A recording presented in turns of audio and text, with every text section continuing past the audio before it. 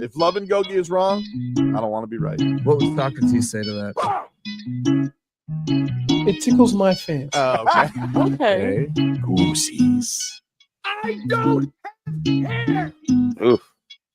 You got Marcos. That's not right.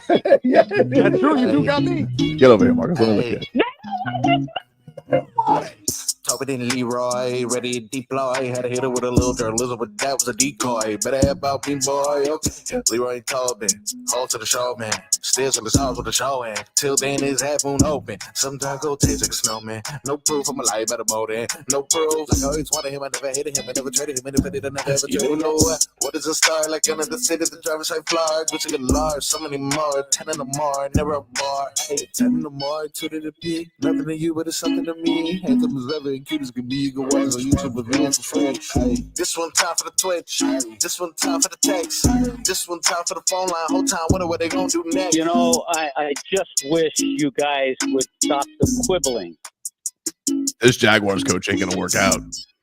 Why you say that? He ain't gonna work out, dude. You can talk about opening press conference. Look. We said that about Sirianni. That is fair. We did say that a bit, Sirianni. I don't know if there's any coming back from what this guy did. First of all, I don't even know who this guy is. I'm like, who is this guy? Liam Coen? Like, who? Like, what? Who is he? I've never heard of this individual. Liam Coen. Yeah, I'm like, who? That's the head coach. Yeah. Holy smokes! I'm like, who? Usually, I will say this. Usually, when a new head coach is named, somebody has heard of him. Yeah. I mean, even Joe Philbin, we came back with, he was the offense coordinator, quarterback coach with Aaron Rodgers. I'm like, who is this guy? And like, he's like, yeah, he first of all, I'd never heard of the guy. And the guy apparently made such an impression on Shad Khan that they made him fire the GM. Which I was like, who is this guy? He's wielding this power. He got the GM fired. I'm like, all right, this guy must be a talker. He must be charismatic. No, that was one of the requirements or one of the agreements for any new coach that came in. Not any new coach. He just said the right head coach. The coach he was going to hire. He said initially, though, he wasn't firing him, and then he was going to go back to Tampa. He apparently faked that. I think he faked that his kid was in the hospital. Who?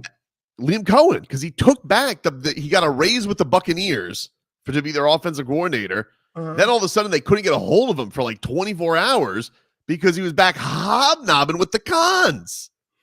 Oh, so we got a little almost Bill Belichick with the New York Jets type? Yeah, kind of. Except, I mean, he's getting a promotion. He's getting a promotion, obviously, go from offense coordinator to head coach. So I'm thinking to myself, wow, this must be one of the most charismatic individuals to capture a room. Billionaires like that. This guy must be incredible. And then he steps to the podium yesterday.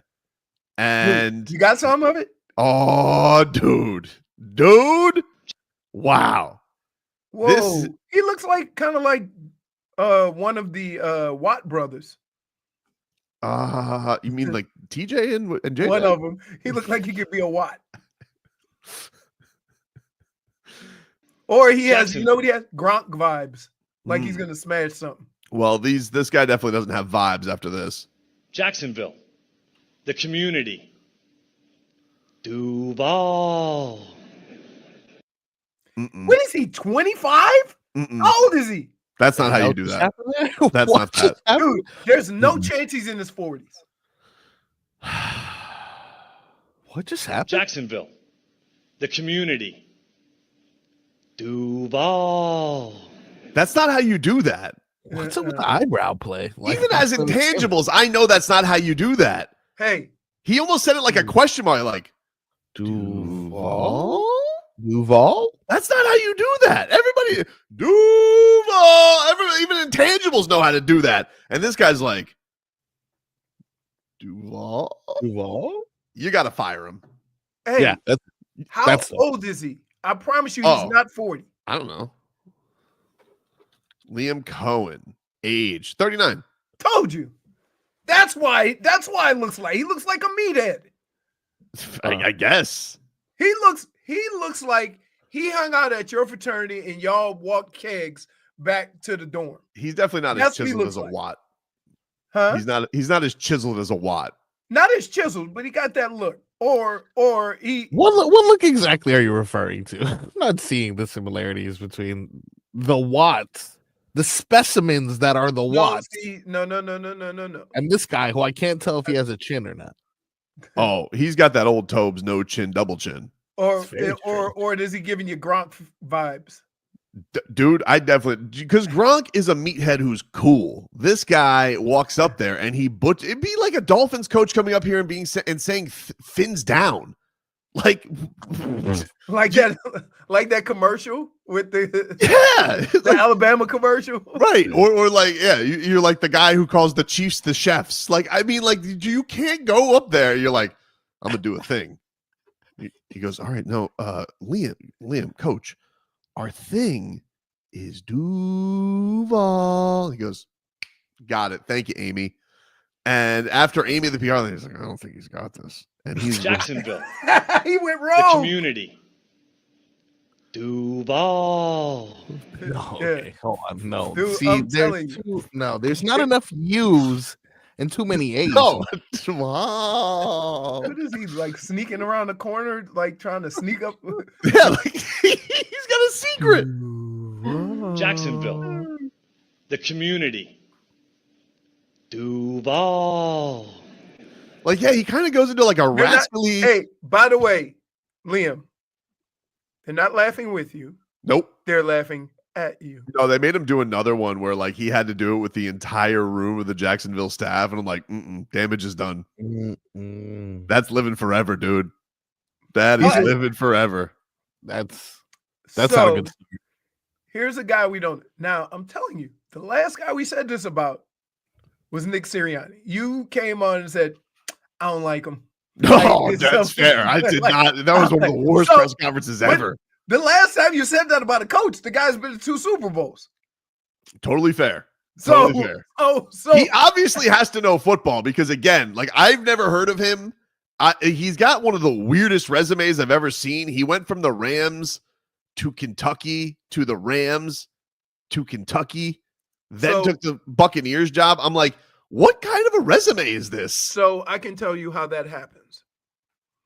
Whoever took the Kentucky job was probably with the Rams, That is Stoops. Feels like a And- Stoops.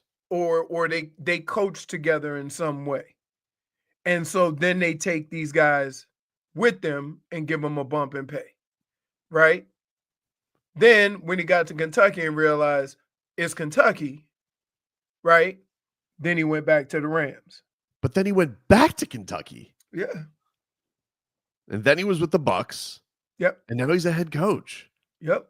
and that's what he sounds I'm like. trying to think like this. And this is how I think about this stuff.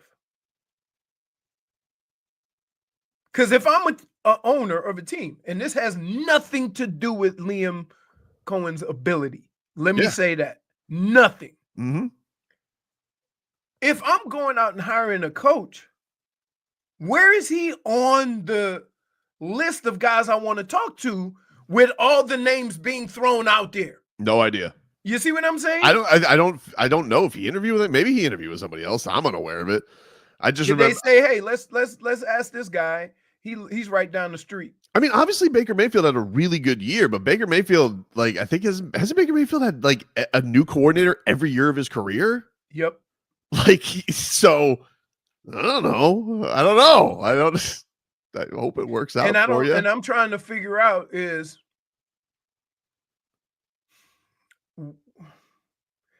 I want to say this without trying to diminish what he's capable of or what he will actually do at this job.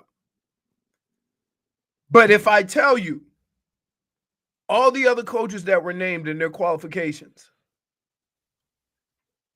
and then mention him, they don't, like, you know what I mean? Oh yeah, like if I was I would hire Anthony Weaver over this guy. Andy Weaver. What about Mike McCarthy? Right. I guess they've about- kind of already done that with Doug Peterson. So But maybe look, Mike McCarthy's a different animal. obviously this franchise in particular is trying to find a Hail Mary for somebody to fix Trevor Lawrence. There's no fixing Trevor Lawrence. I'm just telling you, he is what he is. So the selling point was I fixed Baker. But did right. you? But did he? Yeah, I don't think he did. Because Baker's always been a gunslinger. Right. He's thrown for a lot of yards before with Kevin Stefanski. If I was Shad Khan, I'd be like, Jacksonville. The community. Duval. He literally looks like it's a Saturday Night Live skit. It really does. Like, this feels like this is real life. That's the best explanation, honestly. It feels like this is a prank. This can't be real. This can't be real. It looks like Will Ferrell is going to be the next head coach. He's like, we're going streaking. Who's the soccer coach? The guy that everybody loves. Ted Lasso. This is like Ted Lasso. Like, who is this guy? Right. But so like remember when the 49ers the year before they got Shanahan and the year they lost Harbaugh, they had Jim Tom Sula for a year. Ooh. Remember he looked like a Mario brother? Not really. And everybody was like, he had one of those press conferences, and you're just like, oh, this isn't gonna work. That one is the anti-series. Like, we nailed that one. It's like, oh, this isn't gonna work out. And it just was like, it was one year. But here's the deal. When you mention all these other names, no matter how little we know the names, when you give their qualifications, you're like, oh, okay, I can see why they did it. Yeah. Right? Thomas Sula was like, yeah, that caught us off guard. But when you mentioned Nick Sirianni and they brought him in, nobody was disappointed. Nobody didn't say, oh, he didn't deserve, he had. No, it was only till he sounded like a weirdo at his presser. Yes. But Weird. here, can I just say this? Yep. Since when in sports is one of your qualifications public speaking? It helps. But I understand. I know a bunch of players that are just uncomfortable talking in front of people that aren't football players. Look, we'll hear some more because there was a bunch of press conferences yesterday. Like Aaron Glenn. If I'm a Jets fan, Aaron Glenn won the press conference yesterday.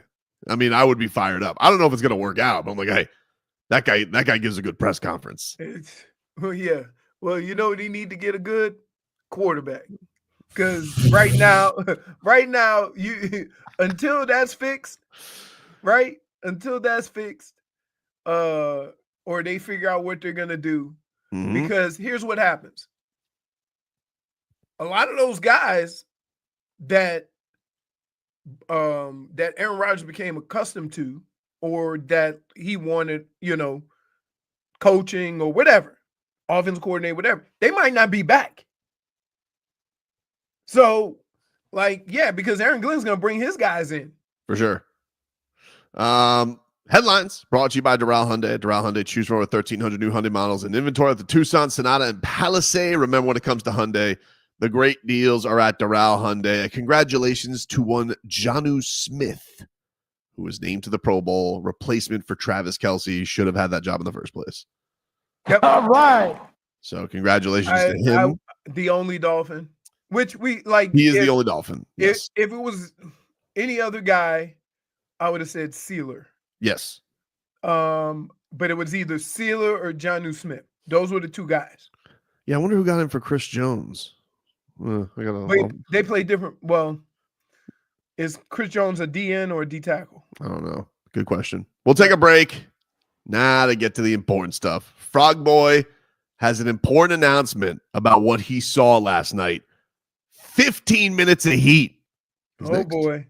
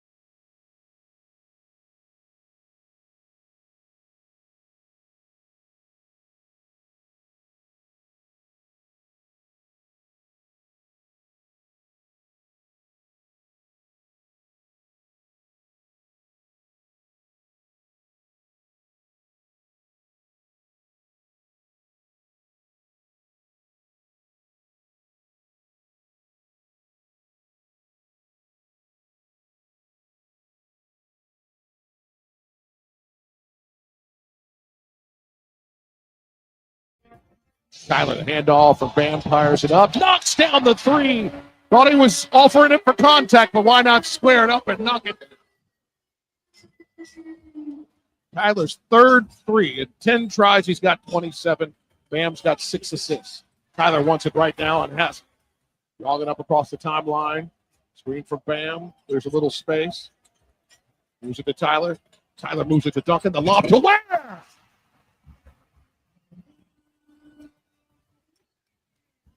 Three minutes to go. It's a 3-point game. Niko up top. Gets it to Tyler. Pump fake. Black in the air. Snaps it back to Niko. He'll catch and fire. And it's a money ball for Niko to tie this game at 106. You got to the hump. Can you get over the hump after a 9-0 run? Off to Niko. Curls around. Throws the lob. One hand by the rookie from Indiana. And the Heat take the lead. 108, 106, 33 seconds to go. And it's all about the chest bumps. There's a party center court for number 7 as the Heat draped in their original fights.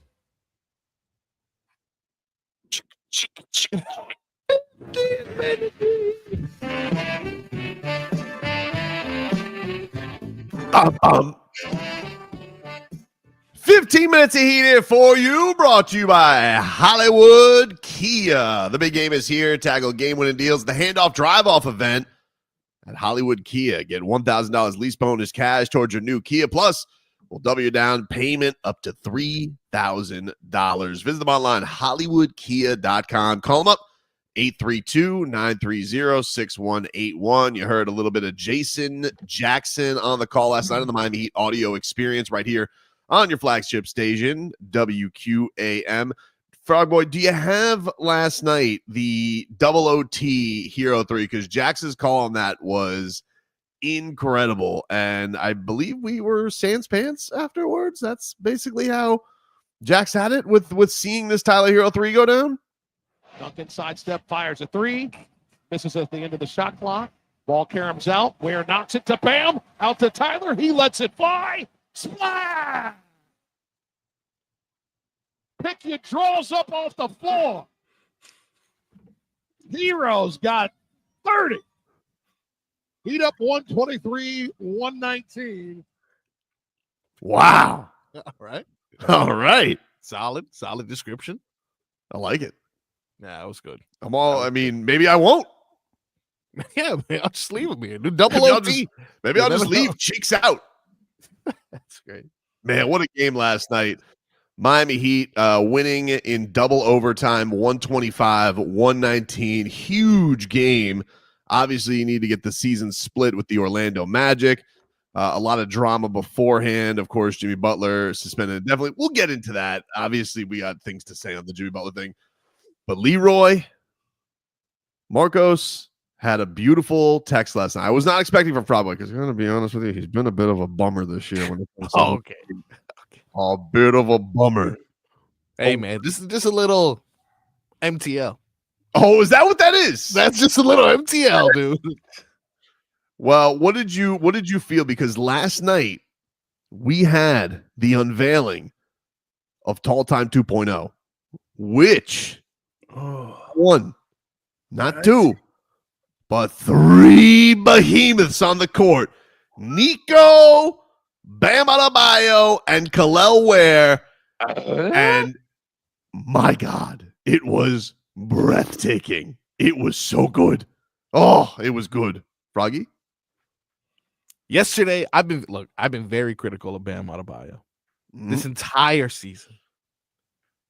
Yesterday, with the tall time lineup, with him not forced to be this big, overbearing ogre at center, with the fluidity of Niko and him running as point guards that are behemoths, felt different yesterday. It was a moment, Tobin. Dude. And I don't want to be a wild Heat coyote. Do it. I think we turned the corner, dude. Oh, I think we might have turned the corner. We might be back. We might be back. Oh, still time, baby. Dude, just So let's here's be the clear. thing. We, I watched the game, and Like when they started doing Heat stuff, I got a little frustrated. You mean the end of the third quarter where they just took a poop on the court? Yeah. I got frustrated, but then I started watching the fourth. Then with like 5 minutes left, I'm like, I got to keep watching. But then there was a nervous point. You know what that nervous point was? What was that? When E. Reed said the words, Kel'el just fouled out. And then they go, no, that was 5. I'm like, stop messing with my emotions like that. Because you picked up too quick. Yeah. Too very quick. Oh yeah, I thought he was done for. I was like, oh boy. When you Spo's been looking for the 2 for 2. You know he's been like, lesson game. Yeah. But he had no choice. That team's too big. That Orlando Magic team is too big. That Wagner is good. Oh, he's good. Oh my goodness, crafty around the rim. Now I didn't see. Did you see that layup to tie the game at the end that bounced off the shot clock almost? Very impressive. Very impressive. Intangibles. Is he? He is. He's German. I mean, I think that's the most intangibles. No, but that's pretty intangibles right there. Except, because so then what do they call what's his name? The basketball player. Okay. Narrow it down. He's German. He used to have the patch Dirk? on his. No, he used to have the patch on his. Dennis Schroeder. Schroeder. Oh, Schroeder. He's German. I don't know. I'm just saying. You tell me what they call him. Intangible. They're probably in German going, intangible, y'all. What's intangible? Uns, he not like us.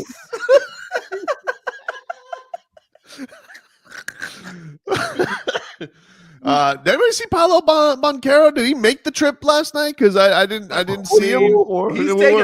He's taking a backstage to Franz. Oh, he was taken backstage all right by a bouncer named Bam Adebayo, who shut the ass down last night.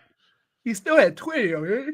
I think it's 17. 17. I think it's 17, but he airballed a floater like can right I over just Bam. ask a question? He shot 21 times. Why? Tobin, answer this question for me because Yes, it Yep. pisses me off every night. Yeah. Why do we make the announcement Mm. that these teams suck at the 3 and then they start a game off 8 for 12 or something like that? It only happens to the Heat. It only happens to the Heat. When I saw Tristan Da Silva hit his 4th 3-pointer, and I sat because I saw that they showed that on the broadcast, but not till after, because I was sitting back in my chair. I'm like, I'm pretty sure this is the worst shooting team in the league, and they could not miss, especially Da Silva. And I'm like, yep, that's perfect. Does that always happen to the Heat? I don't know. It must. It feels like it does. It feels like it does. A team averages 103 and they're the worst in the league, and then all of a sudden they score 130 against the Heat. Like, it always happens. This team turns over the ball at the highest clip in the NBA, and then they have 2 turnovers going to the 4th quarter. Stuff like that all the time. Don't say it. Eric, don't say it. Just say I'm thinking something, but I don't want to jinx it. Game Boy 305 says, "Where's a sharpshooter?" Dude, he is a sharpshooter. He is sniping. 4 for 4. And by the way, shows huge growth that the kid wasn't able to get out of the blocks to start the game. Comes out in the second half, lights the world on fire. I'm like, this is something right now. Hey, what do you want to offer for the buyout today, Hard Rock? Hey, what you want to offer? So we're not busting you up too bad. Oh, about to have a wing at the Guitar Hotel. I'm just upset that we didn't throw a 20 spot each. I know. Just wings. I know. Downstairs. Jeez, dude. Oh my God. I said, how can I spend $80 at getting empanadas and I can't put more than a 10 spot on? This is incredible what he's doing right now. He is something. He's something. What are the odds today? Because I got to tell you, Marcos, we had this conversation. He talked me into it. I say, I'm in, right? The very next day, it went from 5,000 to 500. Then day after that, it went from 500 to 140. Spo was even asked about it before the game. He was asked about, he goes, he's like, look, the Brooklyn game was probably a good thing because like who of us at 20 could figure about nobody cares about me and now I'm the favorite for the rookie of the year. Right. And man, he's so capped. Dude, that when Niko threw that lob and he threw it down, bang! Dude, it was legit goosies. Like the building was. They stopped it. They stopped. Look, they had to stop play so everybody could go dap him up.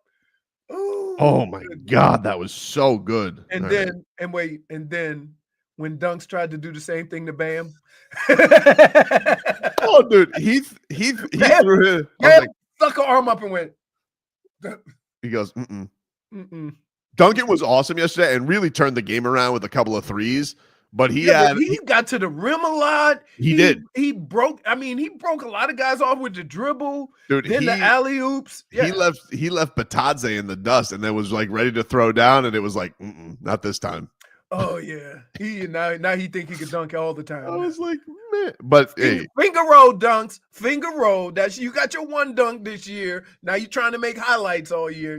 You're not gonna be in the dunk contest. Don't worry. All right, Kel'el Ware is currently plus 155, which, look, if you're he's going to be in the minus soon because he is the runaway favorite right now. And I don't know if that's maybe a Hard Rock. Maybe that's a Hard Rock tilt because it is Florida's app. I don't know. But he is the favorite everywhere. I'm just letting you know what the odds are down here. Stephon Castle's plus 400. Alexander Starr is plus 450. Jalen Wells, who might be on the Miami Heat, is plus 500. Zach Edey's up to plus 1,300. Yeah, man. So it is crazy to see where we're at right now. And Erik Spoelstra, props to you, man. You went from no bigs to all the bigs. 3. Not stuck in your ways, Erik Spoelstra. I liked it. You know what's crazy? The crazy part about all that is he'll never say he should have did this sooner, right? Even though we were begging for it. He'll say some stuff like, he earned it. He put in the work. And I'm going to give him, come on, Spoon. Come on, Spoon. You going to give him the business next year at Media Day? Yeah. Come on. Now, here's what I would also like to add.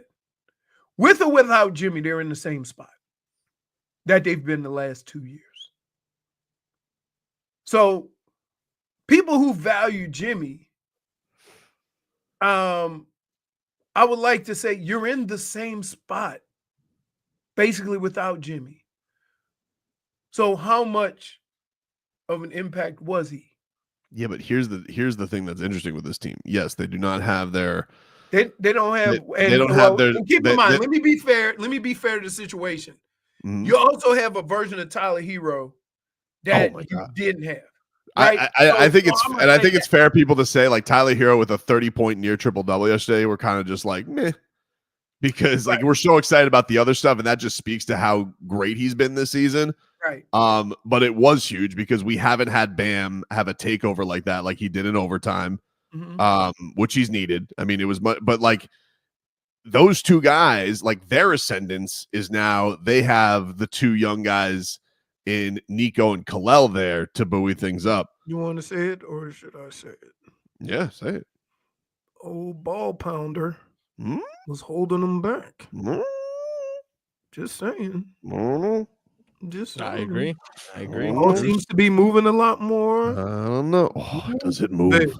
Basketball getting shared with friends and family. They on their AT&T plan. We're smiling. We're having a good time, baby. Yeah. Isn't it great when your point guard isn't like 5'11" with questionable hair? You know, like he was really holding us back, Leroy. I really do agree with you. No, you're trying to make this a Drew Smith thing, and this is not a Drew Smith thing. In fact, that's what he was saying. Wasn't probably like the last thing they would actually need is Drew Smith's guard defending skills if they could have that and unleash it at times. But you just have to make the. By the way, did you see what Klay Thompson did last night? What? Is he still in the league? I didn't even realize. 21 points in the first quarter? And then what, though? The rest of the game. Who cares? What do you mean, dude? It's like, that's Did he very make, Klay did he Thompson. make 7 threes? 7 threes.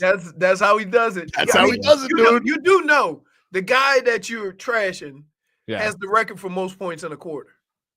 for sure. But then he finished the game with 23 points. I mean, what are we doing here? Like, It was the Wizards, dude. But dude, they beat the Wizards by like 30, and it was over already. All right, look, versus the Celtics, 6 points. Versus the Thunder, 0 points. By the way, what's happened to the Celtics? Yeah, what's up with that? They're going in the Florida Panthers rut, I'll take that. right? Pretty good. Some are wondering if if their run has come to an end. I would say this. It didn't happen the last 2 years, but how much do you think this Tatum and Brown thing is going to come to a head? I don't know. I mean, Brown has had a bit of a down season for that. I mean, Porzingis, you can never count on being there. I don't know. I'll tell you one thing though. Don't let us beat Cleveland on Wednesday because the back alarms are going to be going all the way off. What the hell's a back alarm? Oh, it sounds like this. We are back. Don't let us.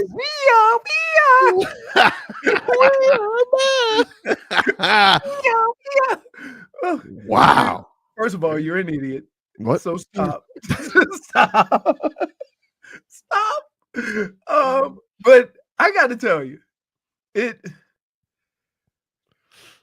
was fun to watch, but it's nerve-wracking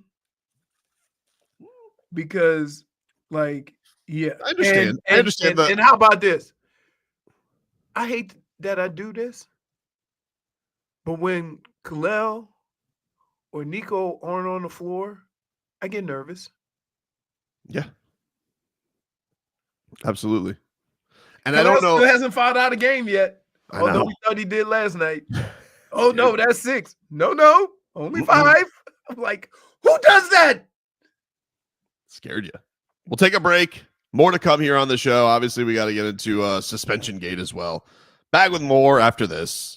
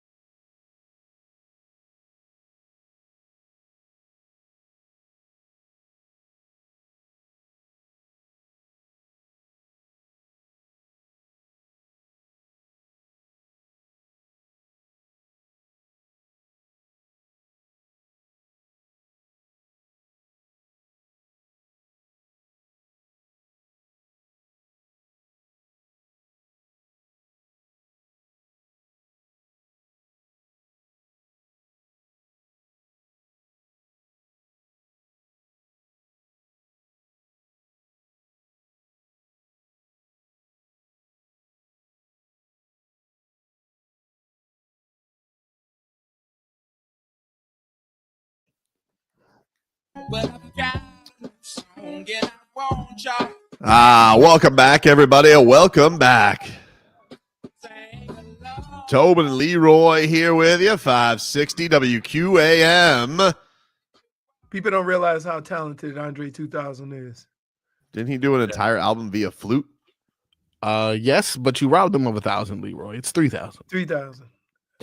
Screw that up. But people don't realize how talented he is. You know, when they did the Out a While, he did all the piano stuff. So good. My favorite. My actual favorite. That's your actual favorite? Yep. Andre Benjamin. And Antoine based on how much you kissed Drake's ass. Okay. Oh, no need. No need. Wow. Man. Let's get to a little bit of road to repeat here. Brought to us by our friends over at Celsius. Hockey fans, don't sit this one out when it's game time. Make Celsius a part of your play and get that energy up. Game day is fueled by Celsius Essential Energy Drinks, the official energy drink of the Florida Panthers. Going to be a couple quiet days here for your Cats. They're actually not even practicing today.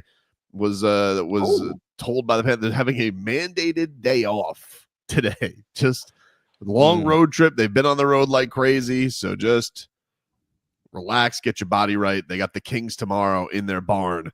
They'll have another back-to-back in their building on Saturday and Sunday, Leroy. It's crazy that they have morning skate. Oh, yeah. And then play at night. Oh, yeah. Could you imagine if we did that in football? I don't know. We don't even do a walkthrough. Mm-hmm. But they'll be back in action. David Dwork points out, our guy on the Hockey News, go follow his work there. Cats got 10 of their next 13 at Amerant Bank Arena, so they get to be home a little bit. They got that Four Nations Cup, so hopefully, Paul Maurice has been very vocal about how annoying their grind has been, their travel schedule has been. Paul's big on travel. He's like, this is he'll lay it out there if he thinks the travel's ridiculous, and hopefully this will give the Cats a chance to get a little bit fresh. As they've been, kind of up and down. It's been a little bit up and down, but no worries right yet.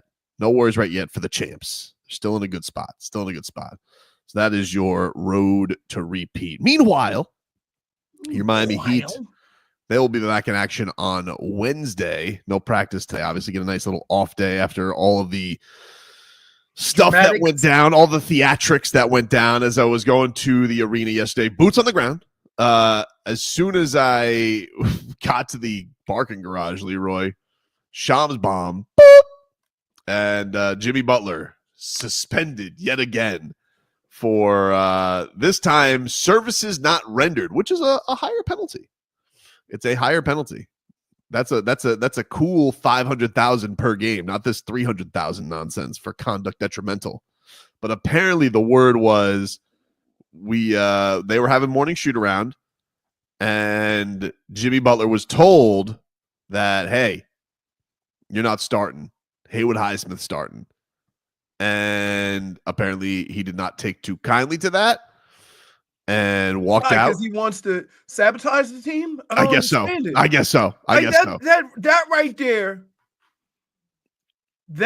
there pretty much says all you need to know. Right? Mm-hmm. Like, it's disappointing because he's too good of a player, right, for his tenure here to be remembered by the fact that they wouldn't extend you and pay you for 2 years from now. So you pouted and didn't play now. Right. And he will say, oh, I was playing hard. No, stop. No. Dude, we've watched you for 5 years. We know when Jimmy Butler is engaged what it looks like. We had yet to open Christmas gifts before the last time we've seen Jimmy Butler play hard in a basketball game. Right. It's been a long time. Long time. So and it does feel, but we had this conversation beforehand. You said they got to start him, and I'm like, Well, my whole thing was, and listen, I'll give credit to the Heat on this. Like, they're not letting him just get to be on vacation. Like, they're going to try and take his money because they are pissed about this. And so props to Mickey and Pat on the idea of they're not going to let it feel like, I don't know what's going to hold up and all that, but they're not just going to let him have, I guess, the easy way out And from my standpoint, yeah, I thought like if he's gonna be there, you're really gonna not. You really, I was skeptical of it, but I think Spo. I think what one of the underrated parts is, yes, Spo's sick of this dude, and Spo is tired of dealing with this as well, and I think he's tired of his team getting yo-yoed back and forth. Because think about this, you can't. Okay, first of all, you start him, you call a timeout. What are you gonna do as far as coaching? Yeah, it's like. You trying today? No? Yeah, okay, cool. Right. Like so and again, Spo's words, not mine. He talks about how everybody earns it. Now you got 14 other guys on the team looking at this one guy and going, "Oh, you giving me a hard time? Right. He ain't earning it." And This- so then that becomes a problem. You might lose some more guys. Especially with, I think, two young guys in Kel'el who you're trying to, put in that mold of guy in the organization, one of the guys and a guy like Niko who, look, does have a very good relationship with Jimmy, and you read the quotes from him and it's a little bit heartbreaking because you can tell like he genuinely cares about Jimmy. He knows that Jimmy's done right by him in a lot of ways, but also this is a very important year in his career. So think about this. I make you Niko, right? And you truly admire Jimmy and what he's done for you or whatever. And then you feel like he's sabotaging what you're trying to do. Yeah. How do you, at some point, it becomes difficult for everybody, regardless of how you feel, what you feel towards that person. Niko said yesterday in this is from the Miami Herald on this. He said it wasn't a crazy scene on when Jimmy Butler left practice. I wouldn't say that we were shocked. It's not easy for him. First of all, he's my friend and teammate. It's the business of basketball. He understands it. Everybody else understands it. Nobody is happy about how it turned out this way, but he's still my friend. He's still one of the best players in the world. We hope to see him back on the court. I guess he has a right to be unhappy. He's been a leader of this team for a while now. He doesn't have a right to be unhappy. It's his guy. He doesn't want to. No, I understand that. He does not have a right to be unhappy that a team won't pay you 2 years from now. He does not. Because right now they're paying you $50 million a year. I suppose he has a right to be unhappy. He doesn't have a right to not do his job. Right. Okay, that'll clarify it. Yeah, you can be disgruntled, but you can't be. The thing. If he had been disgruntled at the start of the season, would this already be done? Maybe. Instead of saying, I'm just going to go out and hoop. Yeah. Now, we should have known something was up when he came in at the last second. You're right. We should have known. Of course. But we ignored it because it's Jimmy. Of course. Right? Because if he's engaged, we're going to get some kind of show. Some hair, we're going to get some kind of show. There was also that weird thing too. Like, you remember when Will Manso tweeted out, during Bam's press conference, there was a voice in the background that said, "I'm here," and we all thought it was Jimmy Butler. Like, what if he did show up to media day in an outfit and they just sent his ass home and said, "No, not this time"? I don't know. Everything's a conspiracy to me now. It's not even a conspiracy. But here's what you do. When you get to the end of a situation, it's okay to look back and say, how did we get here? Right. And the one thing that I would say that threw everybody off was Jimmy's words. If Jimmy would have said what he said 3 weeks ago, that I'm not going to be happy here, right, for whatever reason. If he had said that before the season, everybody could have planned accordingly. Yeah, and he was probably playing his best before the OKC ankle sickness. Was probably playing his best of the season. He twisted his ankle and he got the bubble guts. This was Bam after the game about dealing with all the distractions. Situations this past year, this year. So, I mean, it just shows that through all the noise, through all the chaos, we can still win. We can still come together and be a great team and believe in one another and still go out there and compete. Because at the end of the day, like I said before, the game still got to get played no matter what's going on in the organization. We still got to play games, and they still expect us to win. And Kel'el's got the sniffles. I mean, There's a lot of illness he's up going there on. in that thin air.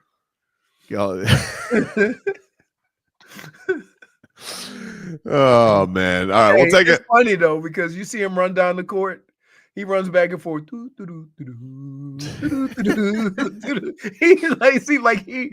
don't mean he's not hustling, but he's not rushing nowhere. Haywood Highsmith is from Barry Jackson on Jimmy Butler leaving. Quote, I didn't really notice. They're all trying to downplay it. Because, the reports that came out said that he walked out. And I think the first thing I saw from Barry tweeting is he heard that he left angrily. But all the players, they are downplaying it. He says, obviously he wants to start. He wants to play. I try and stay in my lane and play, do what I've got to do. I quiet all the outside stuff. As long as you know how to do that, it's not really disruptive. That's Haywood Highsmith. So a guy like him, because he's thinking, more time for me. Good more time for me, baby. All right, we'll take a break here on the show. Hour 2 coming on up, and there is more Jimmy Butler trade fodder as well that we'll get into. So we'll take a break. Back after this.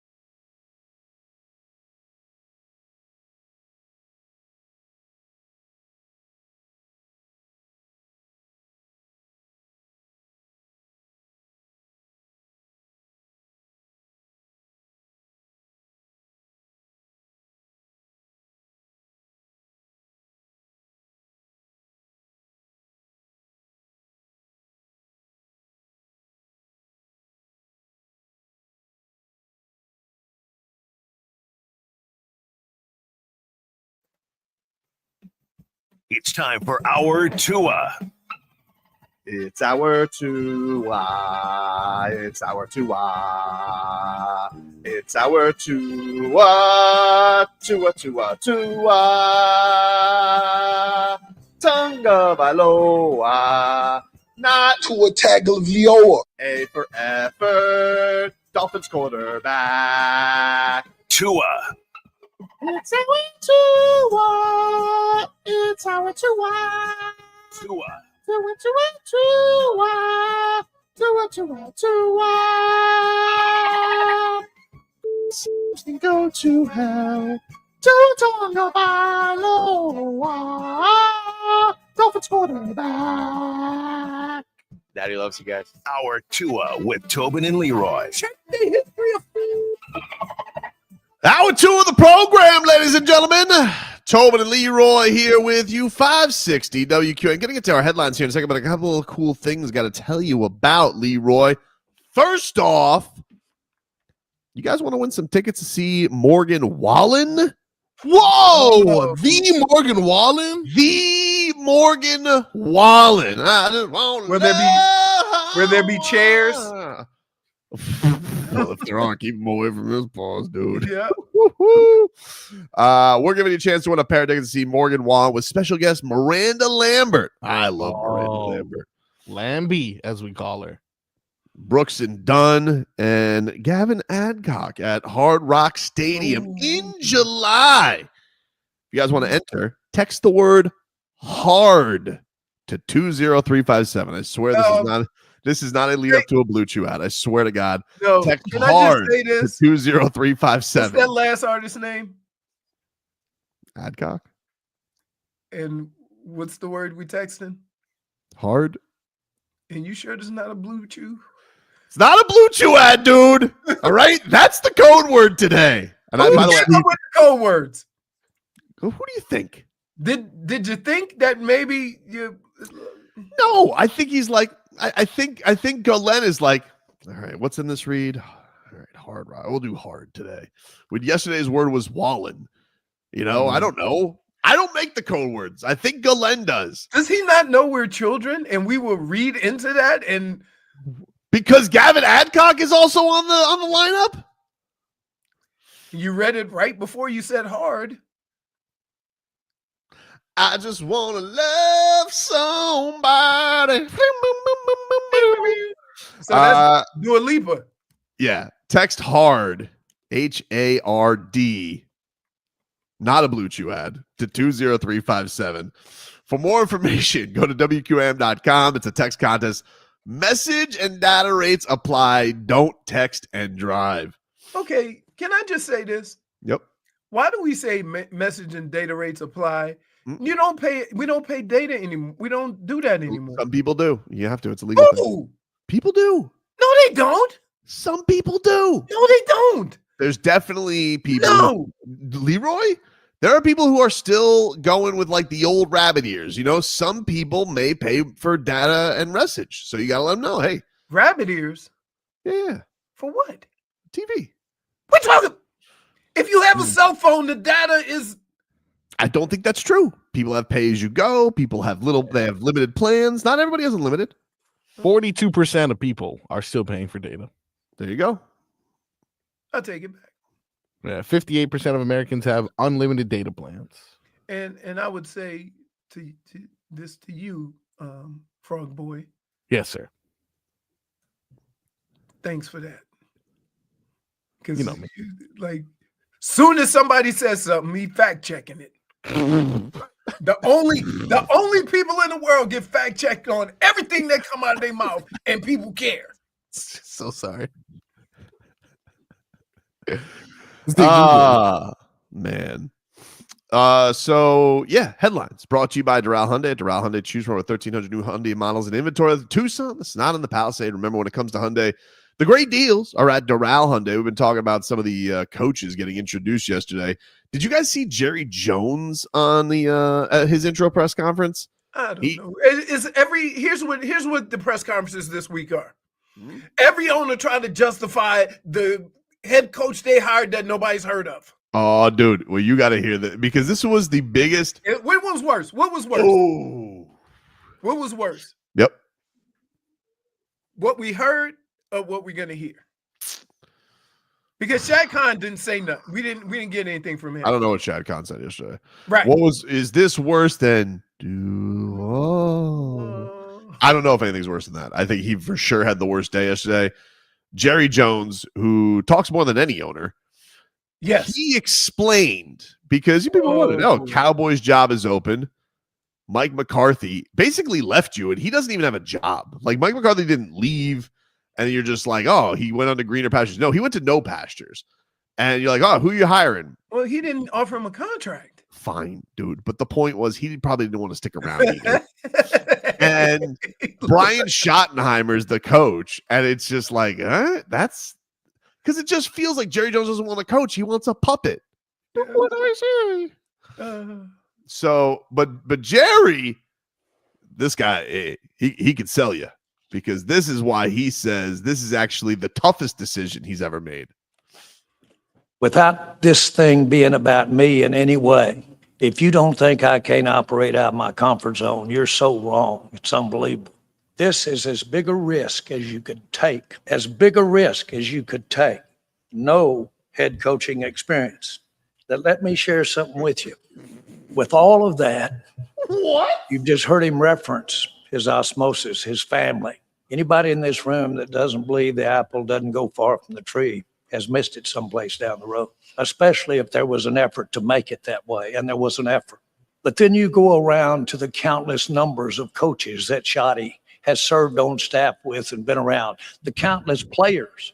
How often do you have someone that has 25, I'm going to say 25, it may be 26, of years of working through the human relationship and aspiring to learn, of have his ears and eyes wide open and looking for techniques and looking for things that make coaches better. I'm sorry, what just happened? Oh He is trying to justify his pick of Rando head coach. That's what he's doing. Okay, but like, did he not just cut the guy's legs off immediately when he goes, this is actually the hardest decision. Look at this guy. No experience. No experience at all. No head coaching experience. What? Nobody would hire this guy. What are we doing here, Jerry? Then he started talking about osmosis. Like, It's a big word for me, 25 dog. years of osmosis. I'm like, all right, dude. Good luck. You Good luck don't- against don't let- Saquon Barkley. Yeah, dude, like you don't let your son do anything. He sits up there and is just like, whatever you say, Dad. That's right, Steven. Osmosis. What you guys don't realize, it's actually harder when you hire a bum. That'll prove how much I love football in the first place. I'm not going to hire some qualified coach. That would be easy. It was very hard for me to do this. You know? you just don't understand. You don't. It would basically be like, hey, have you ever fixed a toilet? Oh, you're not a plumber? That's real confidence in someone to go fix something they have no business fixing. It'd be easy to go get a good coach. But no. Belichick, all in Smellichick. And he calls him Shoddy. Shoddy. Yeah, That's Shoddy over here. He's been around football for 25 years. A nickname. Well, Hell, I could have had Darla do it. I mean, she's been my secretary for the last 30. Osmosis. Basically, guys are just saying, like, would say, well, he's been around football. Nobody would hire him as a head coach. His dad was a very successful head coach, but I don't know, man. I don't know if that was I don't know if that would that would bleed confidence into me. I'm sorry. Did I say osmosis? I meant my osteoporosis is acting up. I apologize. I got to tell you. And it's even more amazing that he talked for that long before introducing the coach. Right? I know what y'all going to say. This is a terrible mistake. And let me just say, I understand those feelings, which is why it's actually the best thing. You can only do the best thing if you hire a guy who everybody thinks is the worst, which is very clearly shoddy. But let me explain why that's the hardest thing. That shows how much I love the Cowboys, because I would do the worst thing for them to prove I'm uncomfortable. And I'm very uncomfortable hiring a man with no experience, which shows you how much I love the Cowboys. Come on in.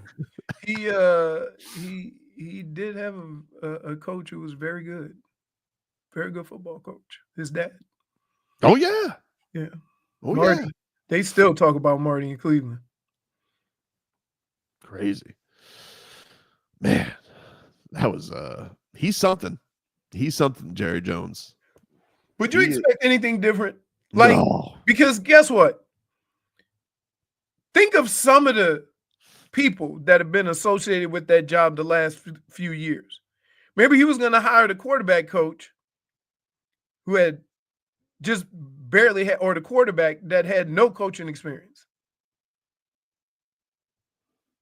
So, yeah. Cody says you all have to watch Michael Irvin's reaction to the hire. Oh, I have to see that. I wonder if is that verbal or like that was on a podcast. Because I feel like Michael Irvin would be all in no matter what. I mean, I've seen Michael Irvin cry over the Canes and the NIT. Yeah. Like Michael Irvin's a very passionate man. Yep. Very passionate. You know what happens when we talk about our boss, right? What'd he say?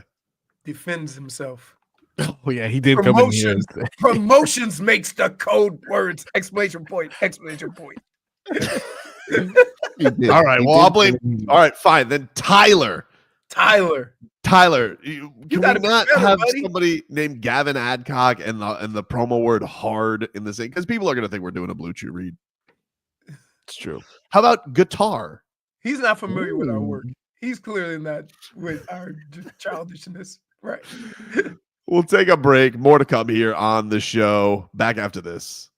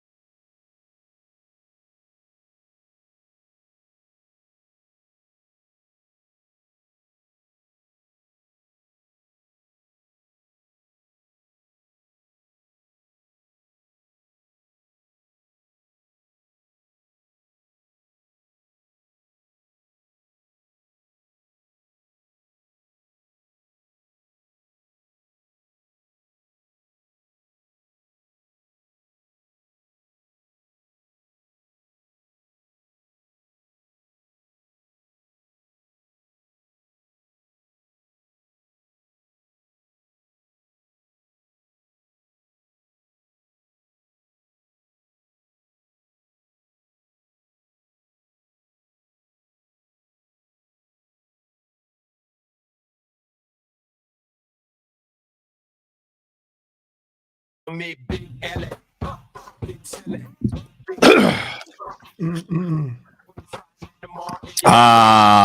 back, everybody. Tobin and Leroy here with you. 560 WQAM. Take you guys up until 2 here on the program. Hey, I want to let you guys know we have a contest for you. The Slam Dunk in Vegas. Travel and accommodations for 1 winner and 3 guests to Las Vegas. Plus $5,000 for each guest. That's a total of $20,000. It's easy to enter. Download the free Odyssey app. You log in or register for an account, and then you listen to WQAM or any participating station. You listen each day for a minimum of 1 hour for your entry. You can do it every day. The Slam Dunk in Vegas, a great prize, and your chance to win. All you got to do is just listen to the free Odyssey app. Travel dates are March 17th through the 22nd, 2025. It is a national contest, so check that on out. We are heading to Vegas tomorrow. Very excited. We're going to see David Benavidez and David Morrell as they will fight for some 175 interim titles, but really it's more of a grudge match to probably be the next guy to fight in line for the 175-pound title. Does feel like there's some smoke, by the way. I don't know if anything's going to happen while we're out there, Leroy, but it does feel like we are creeping closer to Canelo Terrence Crawford as well. I like that. I like that. Feels like we're getting there, dude. Just letting you know. That'll be the biggest payday for both of them, right? Yeah, I gotta think so. Gotta think so. Especially with that Turkey a la Sheikh, throwing that money around willy nilly. I think even I'd buy that. You would buy it? Yeah. Usually I go, wink, wink. But you can't afford a buffering in a fight like this. Oh, well, yeah. I mean, tell that to Netflix. Oh my goodness. That's true. Dade South says no flip flops at the yeah, that's right. That's right. Leroy's and Leroy's gonna side eye me because of my equipment's gonna get flagged. Let me tell you what happens. Here's what happens. We go through the line. I go beep, beep, beep. I go through, slide on my shoes. I look back. He is in security checkup. Like they're tearing all of his luggage apart. Sir. Every time. What is this, sir? It's a microphone. I don't know what to tell you. It's a Zoom recorder, man. I mean, every time. Then he has to basically get redressed. I'm like, oh. Sorry.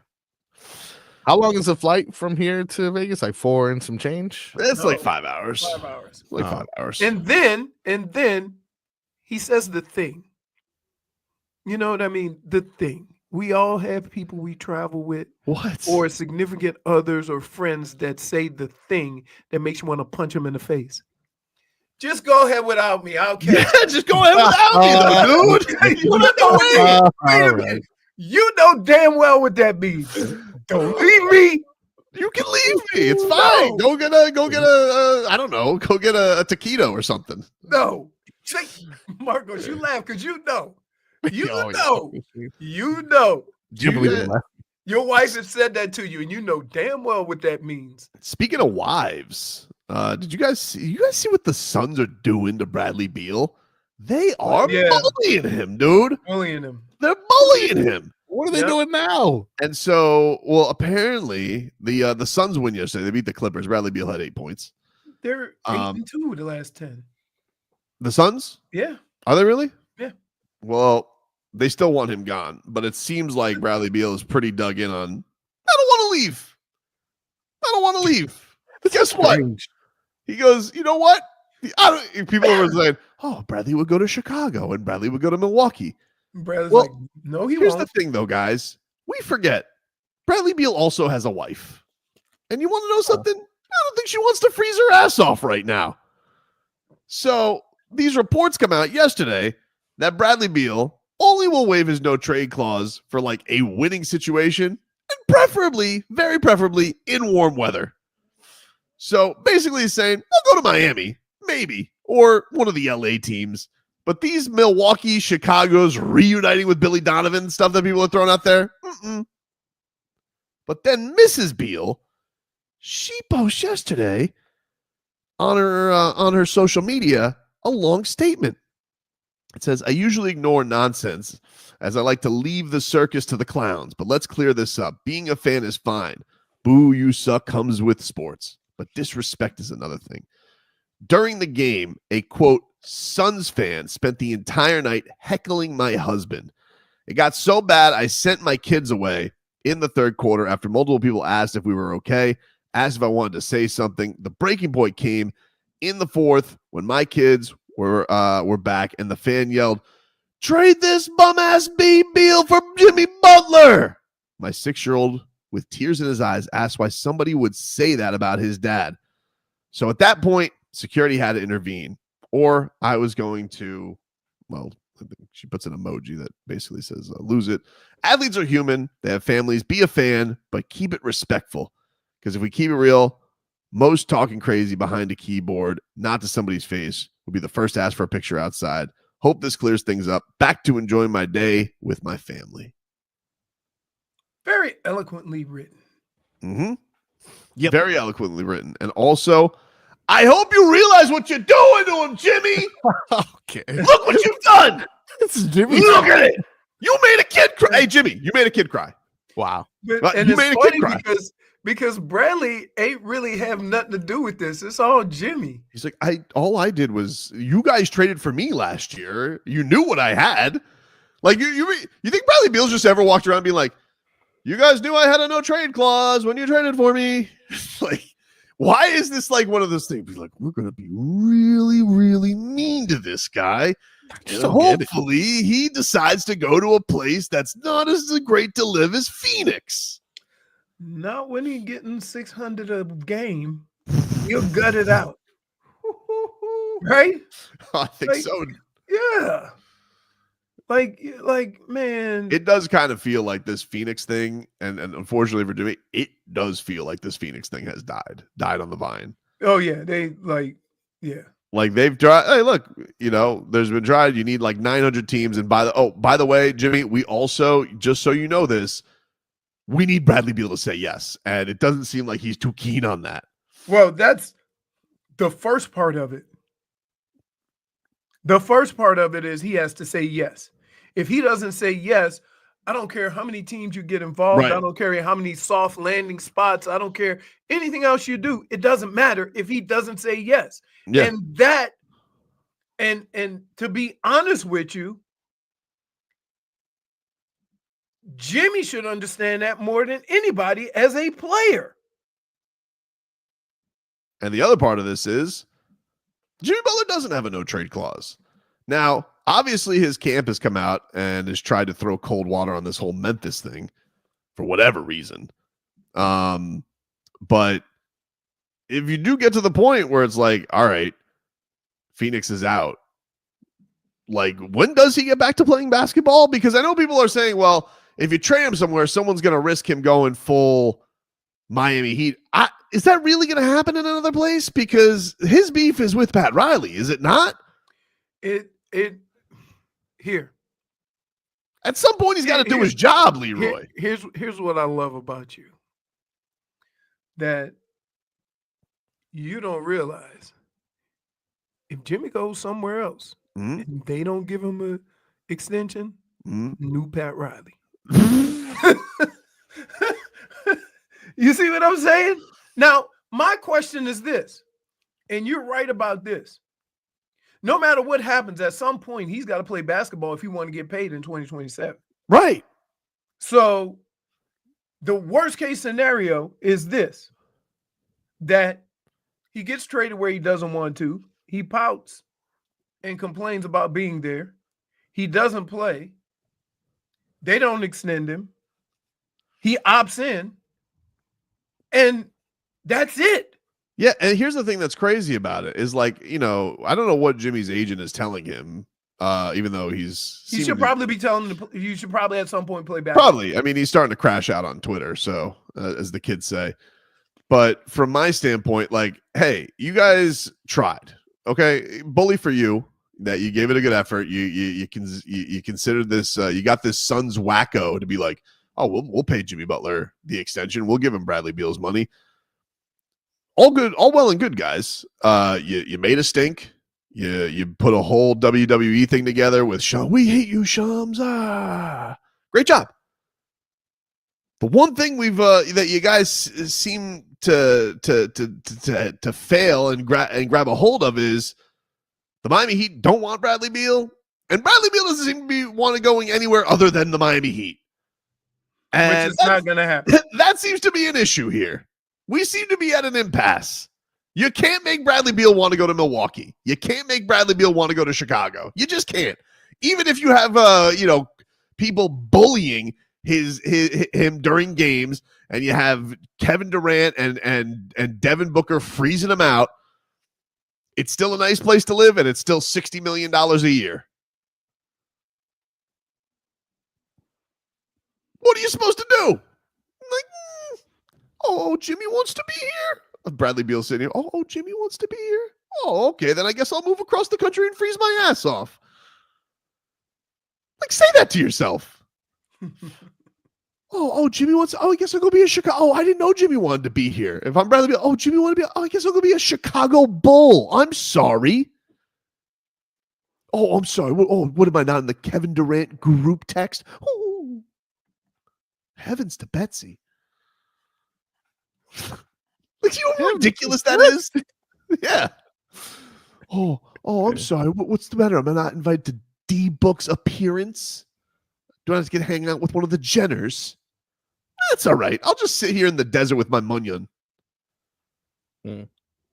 Which is his right, because he has a no trade clause. I don't understand why people are upset with Bradley Beal not wanting to play along so you can get what you want. Right? Like, that's his right. It was negotiated for that purpose. This exact purpose, is it not? Yeah. Right. So he doesn't end up somewhere he doesn't want to be. It's like, hey, Bradley, you really want to be here, dude? I mean, like, it's a little frosty here. Your role's reduced. What do you think about going to a real winning situation in Milwaukee? I'm sorry. You mean 14 degrees Milwaukee right now? Guess what? Not great, James Jones. No trade activated. Why don't you go ask KD if he wants to be a Buck? See ya. And that's it. I mean, it seems like it's a special power. Like, no trade activated. Well, that's what I would do if I had the no trade. What a special power, dude. It's a clause in his contract. I would have every trade brought to me. Be like, what do you think of Utah? Utah. The mountains. No trade activated. Why is he British now? Why is he Take a break appropriately. The damage is done, my friend. Is next.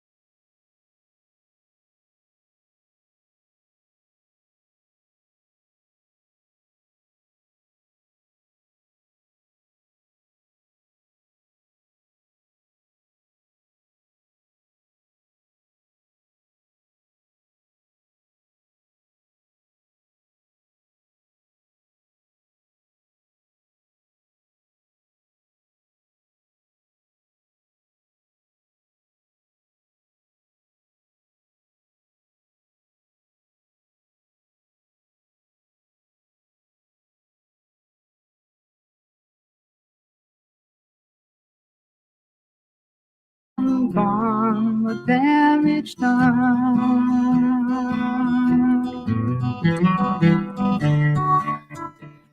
All right, welcome back, you rascals. It's Tobin and Leroy here with you, 560 WQAM.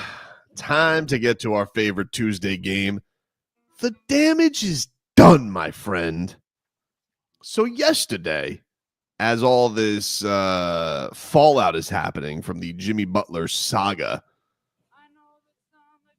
an old character has popped up out of his prairie hole and is like, I'm going to say some stuff today. And that is Jimmy Butler's agent, Bernie Lee. You may remember him from such films as Shams is a Liar. Well, yesterday, he decided to walk it back a little bit. And I just laughed out loud when I read this. Because, he started posting some things like, oh, this is, he's making jokey jokes like, this is the most expensive Christmas party, failed Christmas party attendance ever. I was like, all right, fine, whatever. And then somebody says like, hey, completely reasonable thing here. We can't believe nothing you said after you tried to say Shams was capping. That's not telling the truth, Leroy. Hey, man. I'm just letting you know. The kids will say sometimes. You do realize that I have a 25-year-old son. Okay. Everything he mentioned has come out as true. Who's black, I might add. Hmm. Thus giving more credibility to the vernacular. You, on the other hand, ... And he says, you know what? This is Bernie Lee. You know what? I got time today. Let's clear this one up because I'm sick of you trolls commenting on my kids' pics about this. Ha ha. I wasn't saying the idea of an issue was a lie. What the lie was that I spoke to anyone, i.e., I was used to advance a story 2 days in a row by name. And dude, I got to tell you, Bernie, hey man, the damage is done, my friend. The damage is done, my friend. Familiar with being a semantic samurai, you knew what you were doing. Don't start doing the old backpedal now, like you. I sing the song because I love the man. Man, I was waiting for him to come back. Frozen. Yeah. Well, that's fine. Bernie Lee is his damage is done. Leroy, who is your damage is done? So, didn't realize Bernie had access to my internet. So he's right there with Putin. Yeah. My damage is done is gonna go to two fan bases. Ohio State and the Philadelphia Eagles fans. Damage is done. You dog cussed your coaches at a certain point in the season. Early on in the season, Nick Sirianni was on the hot seat. Not that anybody put him there, but we put him on the hot seat. A hot seat that never existed. We just made one up. He's terrible. Cooked. And now, those two coaches, one has a national championship and one could possibly win the Super Bowl. Now, I went with that one instead of the obvious.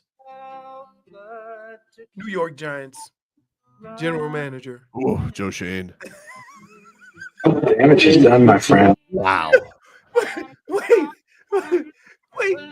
You realize you got rid of the guy that was propping the guy up you gave $40 million a year to. You think John Mara ever just do you think during these games, do you think he just sends him Twitter highlights of Saquon every time he goes for has anybody had more 60-yard touchdown runs than Saquon Barkley this year? He's had more big play. I want to say 7 plays of 60 yards or more. Wild, dude. Wild. But Wild. I had to I'm always big on fans being unrealistic, but the way you went after these two coaches, right? I had some fun with it too, with Ohio State, but Eagles fans, y'all been trying to fire this guy and he's going to his second Super Bowl. Like, what gives? I know that some of you don't Man. understand. Irving says rehiring Chris Greer as GM. Damage is done. I don't think he was rehired. I think he was just not fired, Irving. I've seen the need for Now Retained. Retained. Yeah, retained as GM. The damage is done. Yeah. I'll tell you which is a good call. Damage is done. Does Tyreek Hill get a damage is done for his comments yesterday? Absolutely, he is, especially the fact he's playing Fortnite while he's addressing this super serious. Like, come on. Dude. Damage is done. What do you got, Froggy? A question before I bring it up, as I always attempt to do my best to make sure we don't get flagged now, as I had an interesting run during the Olympics. If I were to play a tweet that had 3 seconds of WWE on Netflix, that flaggable material? Absolutely. Seems like it, right? So I have a photo instead. Yesterday, as for the third time, Monday Night Raw on Netflix continues to raise the stakes as they are in a new era, a new chapter, which has a lot of people acting different. That applies to wrestler JD McDonough, who did what is known as a somersault, which is a backflip. Is it like JD, like the initials, or JD? Yeah. No, just the letter J, letter D, McDonough. Gotcha. Correct. So he he tested his abilities, did a backflip off the top rope in the direction of the announcing table. Unfortunately, kind of landed at the edge of that table there, resulting in 2 broken ribs and a punctured lung as well. So they had to throw up the X. Like, oh, he's really hurt.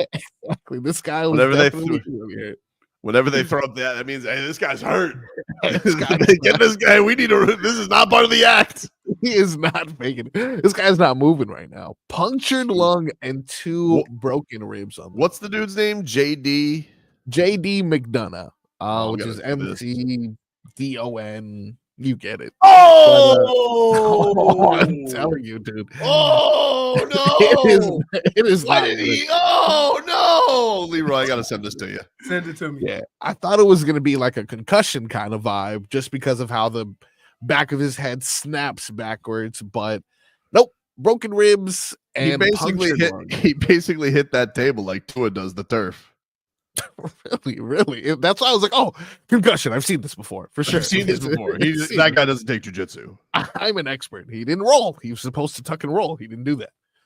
But yeah, apparently Raw on Netflix has people trying a bunch of crazy things, and don't think it worked out for JD. And I can speak on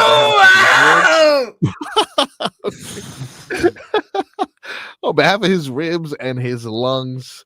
Damage is done, my friend. That is weird. Like, if you get legitimately hurt in wrestling, like what if a guy like they just have to change the storyline? They're like, this is not champ anymore. He's knocked out cold.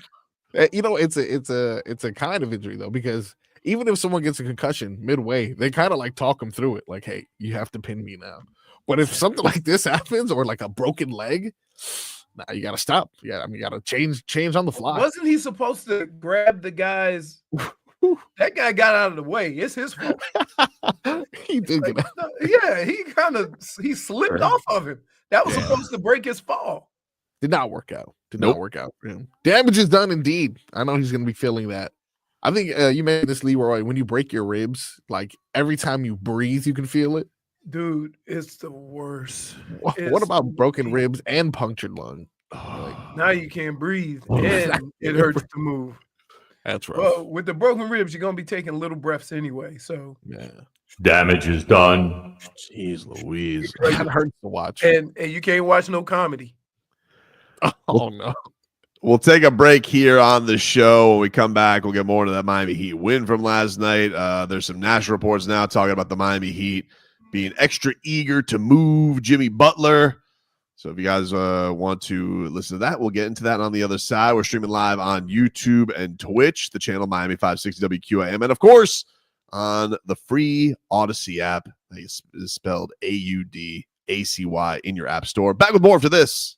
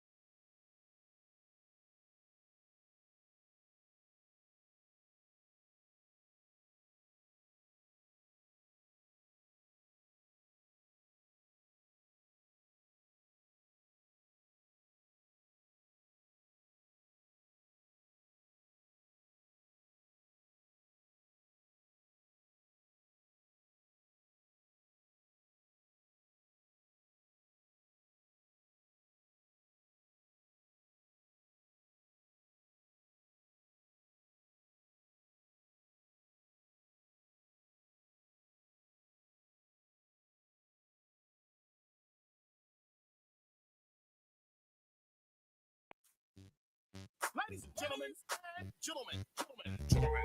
this is the Chazzy Fizzle production. Welcome back, everybody. Tobin and Leroy here with you. 560 WQAM. Hey, Leroy, get a weather update from the Demesman and Dover Law Firm. YourAccidentAttorneys.com. Free consultations 24/7. Call them at 866-954. It is a beautiful South Florida day. Patchy clouds, nothing substantial. Nice little breeze coming out of, again, I see my clouds moving, coming out of the northwest, but I don't see any planes. So that means it's probably, coming out of the west. And I would say it's about 75 degrees. That wind looks like it's about 10 to 15 miles an hour. How's it doing, Froggy? Excellent. It is currently 10 miles per hour on the winds, just like he said, coming out of the north and northwest. Like he mentioned, he said 75 degrees. It's 79. It's what they have listed here.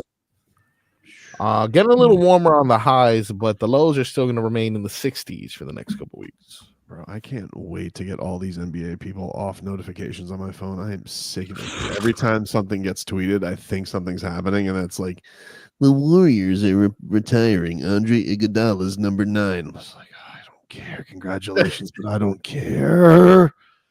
Just get to the point where we trade already.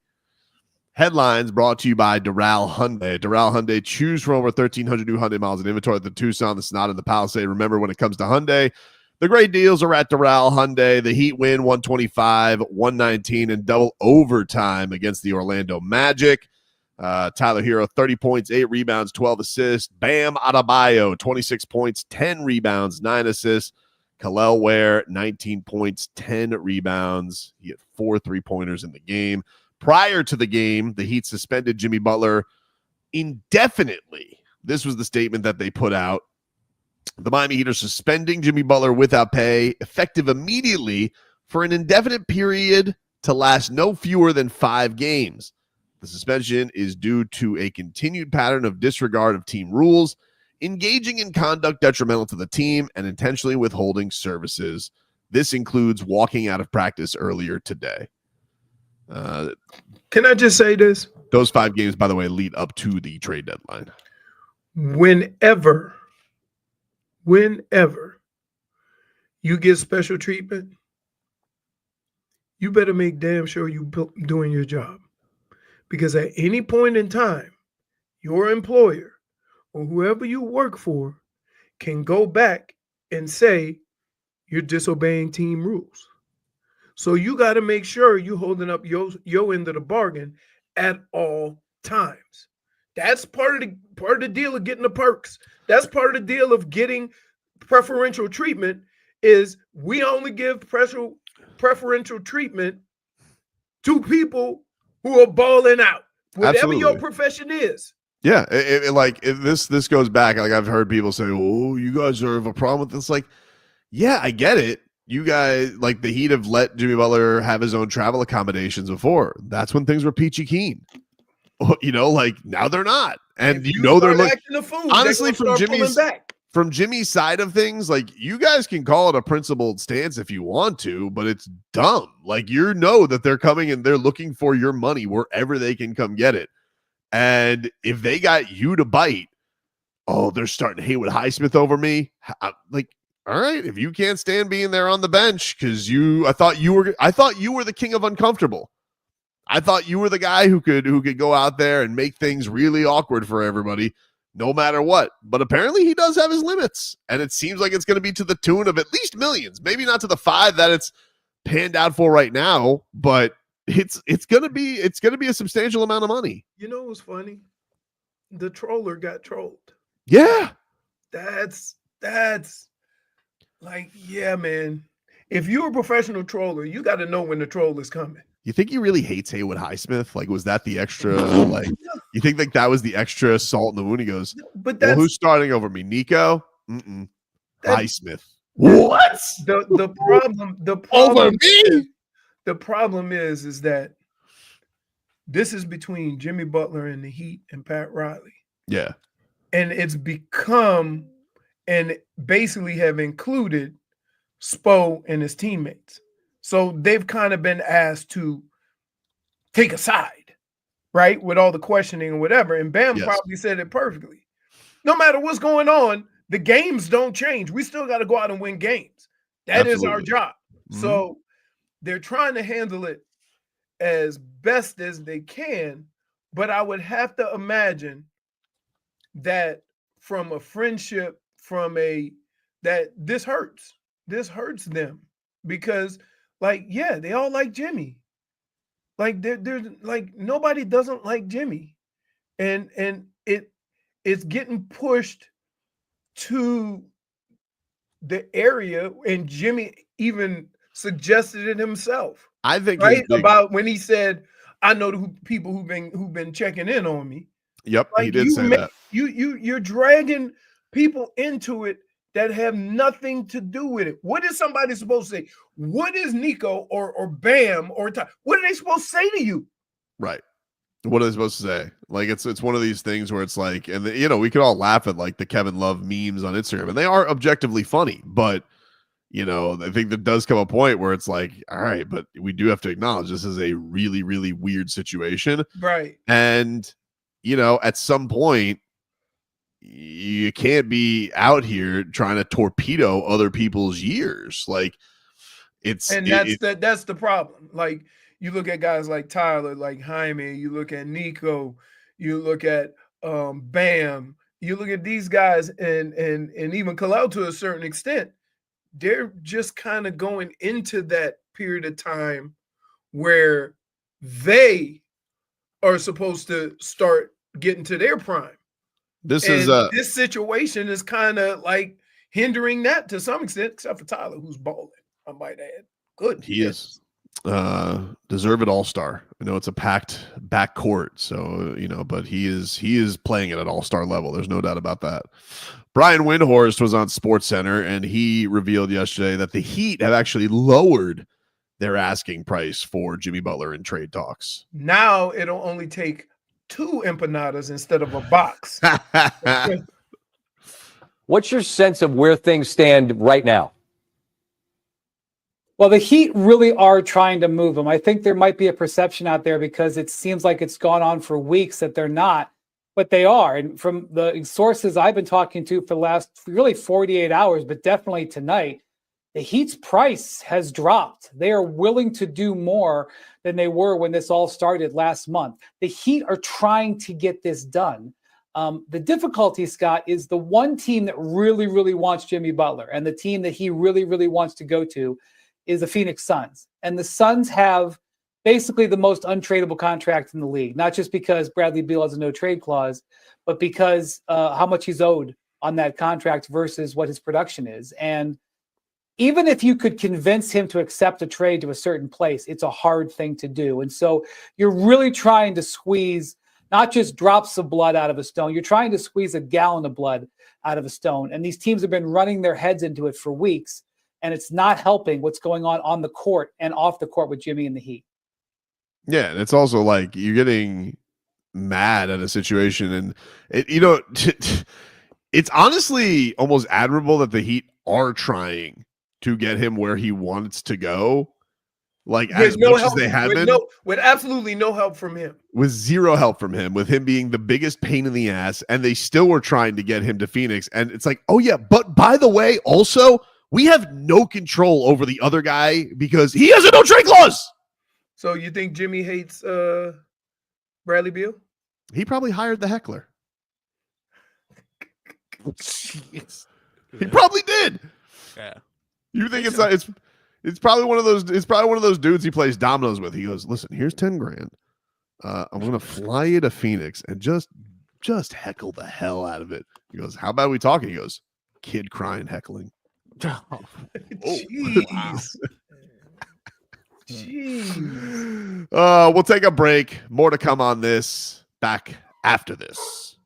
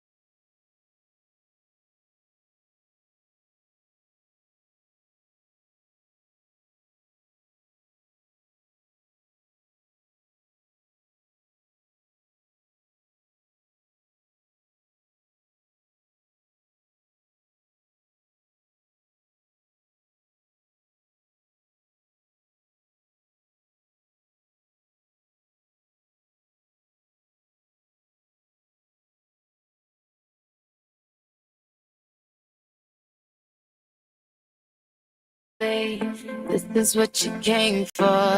Lightning strikes every time she moves. Oh, hello, Jennifer.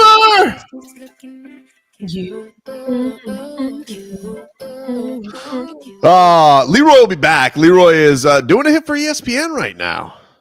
Wow, the big leagues, huh? The big leagues, dude. The big leagues. I had to look at my phone because I'm like, it's not Wednesday. I'm confused. It is not Wednesday. He got asked to go do a hit with the sports reporters, I think he said. They're still doing that show? Maybe he got hacked. My colleagues, my fellow colleagues. So I don't know. I don't even know what he's talking about. He's talking about I don't know if he's talking about Dolphins. I don't know if he's talking Jimmy. I assume he's talking Jimmy Butler. That's what I assume. Yeah, it has to be. South Florida, ESPN. We're the biggest story right now, and we're still above 500. One would think. Quickly, let us get to some cat talk here, brought to us by our friends over at Hollywood Kia. The big game is here. Tackle game-winning deals during the handoff drive-off event at Hollywood Kia. Get $1,000 lease bonus cash towards your new Kia. Plus, we'll double your down payment up to $3,000. Visit them online at hollywoodkia.com. Call 832-930-6181.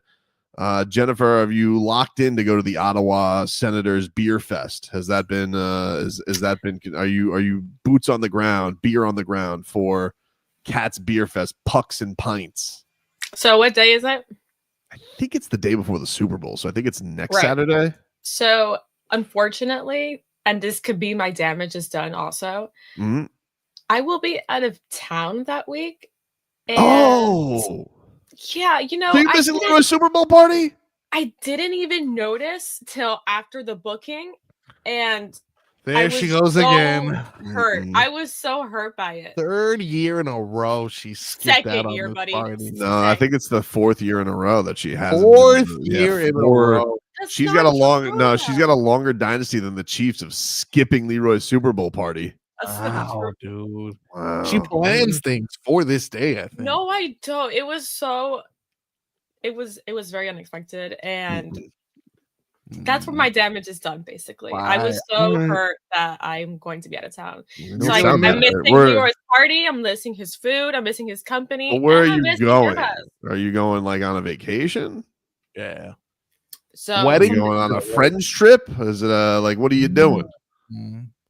I am making up for a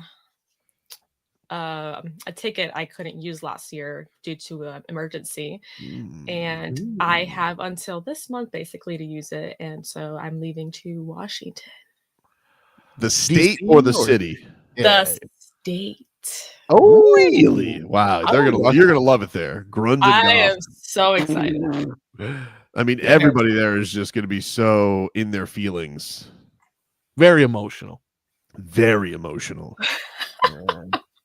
Very sad.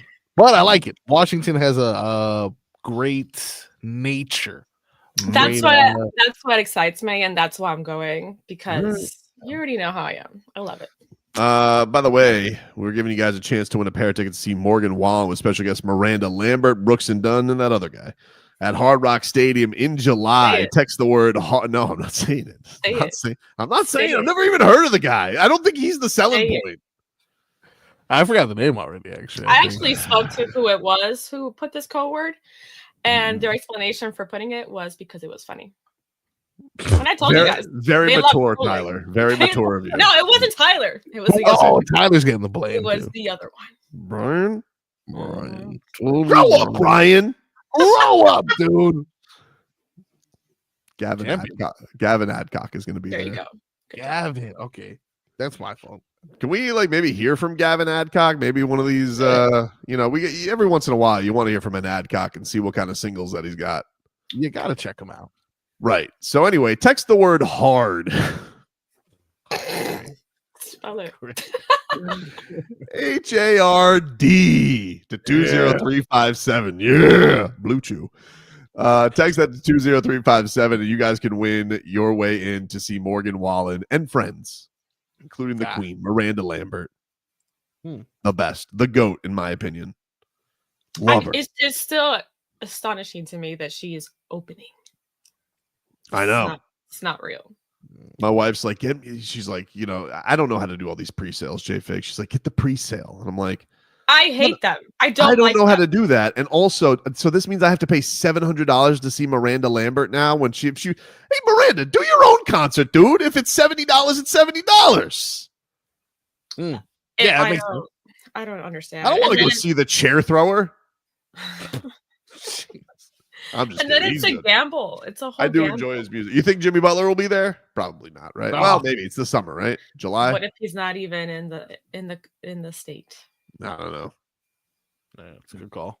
He'll find a way. You know how he is with these planes. Here was you got Windhorst on this whole thing. He's saying now the Suns are possibly out on a possibility for Jimmy Butler because of the Bradley Beal deal. Here was Windy on SportsCenter. Discussions with the league, and I want to be real careful. I am not saying this is for sure going to happen. I am not predicting what's going to happen. But I do think some teams that thought they were out of this are coming back in because it doesn't look like the Suns and Heat are going to be able to consummate a deal. I think we might see a team swoop in here and get Jimmy Butler at a cheap price, a guy who can be the best player in a playoff series at a bargain price. And I think that's the phase of this where we're at.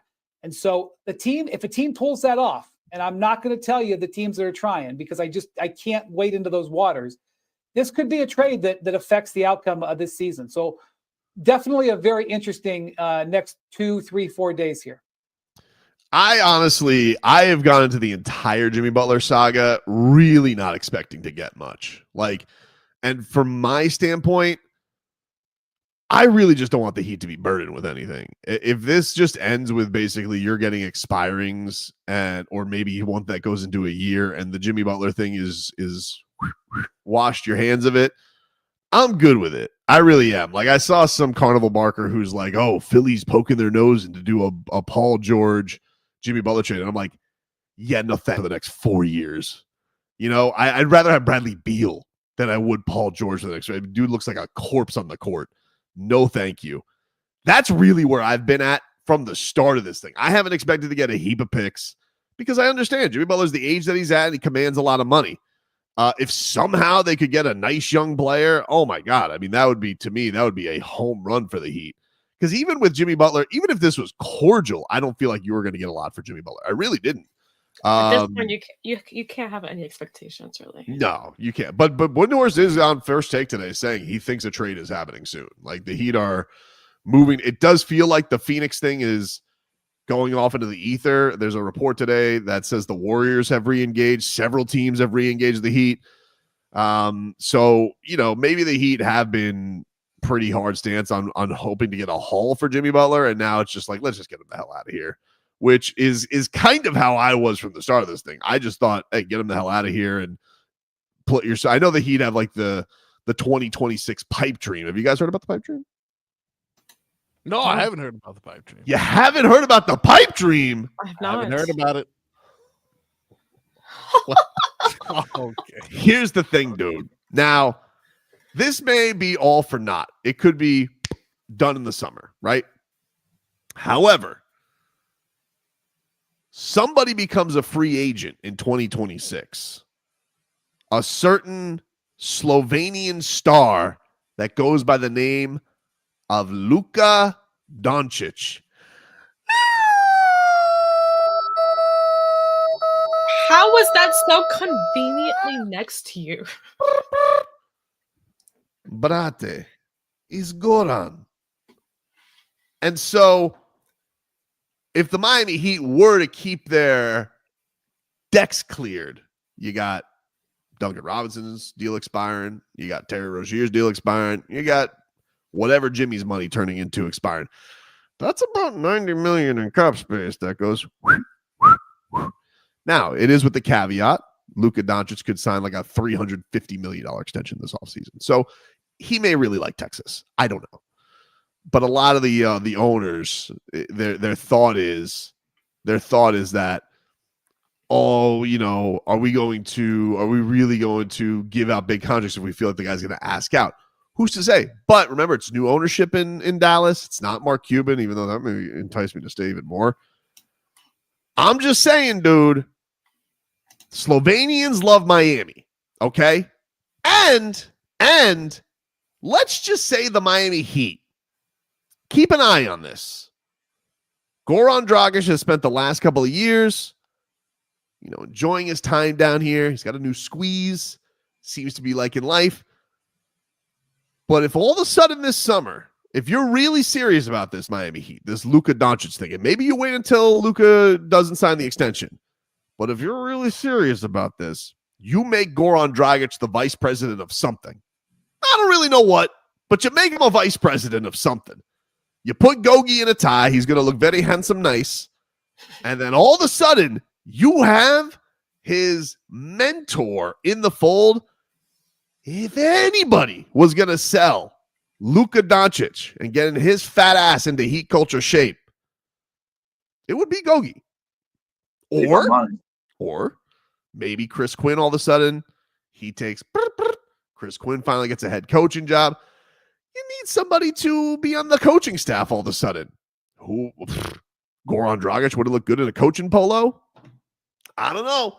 So I'm just saying, keep an eye on it. I'm not saying it's likely. I'm not going to do my thing. I'm not going to do that. But you did. Well, just 2 minutes ago. No. But it wasn't a true whale call. Just for example. Memory loss? But I'm just saying, watch Goran Dragić. That's the next chess piece. Okay. If Goran Dragić is brought back into the family, and you have Goran, Niko, Bam, Kel'el, Tyler Hero, and who would fit right into that spot? Oh, Luka. A beluga whale, if you will. You just said you weren't going to do that. Just for example, JFig. Just for example. Okay. For example. Pretty sure we know how that sounds like. I'm just saying. Make Goran Dragić some kind of vice president. I think Son Steve said international. Make Goran Dragić Miami Heat vice president of international affairs. Right? Mm-hmm. And Goran Dragić puts on a tie. All of a sudden, everybody loves Goran. All right? We've just been looking for the right role. And you bring in Gogi, if you're serious about your Luka pursuit, you got to bring in some real bait to harpoon a beluga whale. That's all I'm saying. That's all I'm saying. Keep an eye, everybody, on Gogi. Keep an eye on Goran Dragić. Be snooping around, you Gogi. You've been a little too quiet lately. It's almost like you're up to something. That's the pipe dream. Then we're done with Ant. We're no longer pursuing Ant. Is that what you're saying? Because we're not no longer doing anything, Frog Boy. But Ant is still under contract. One guy can be a free agent, and the other can't right now. Fair. Maybe Ant does come into the fold. I don't know. Who's to say? I'm not sure.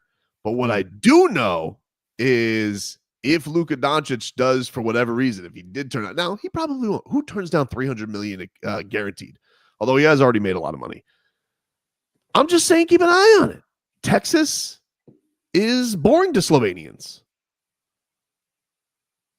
When Goran and Luka first faced off at the Kaseya Center, whatever it was called then, those Slovenians did not leave until both Gogi and Luka came out. Exactly, dude. Exactly.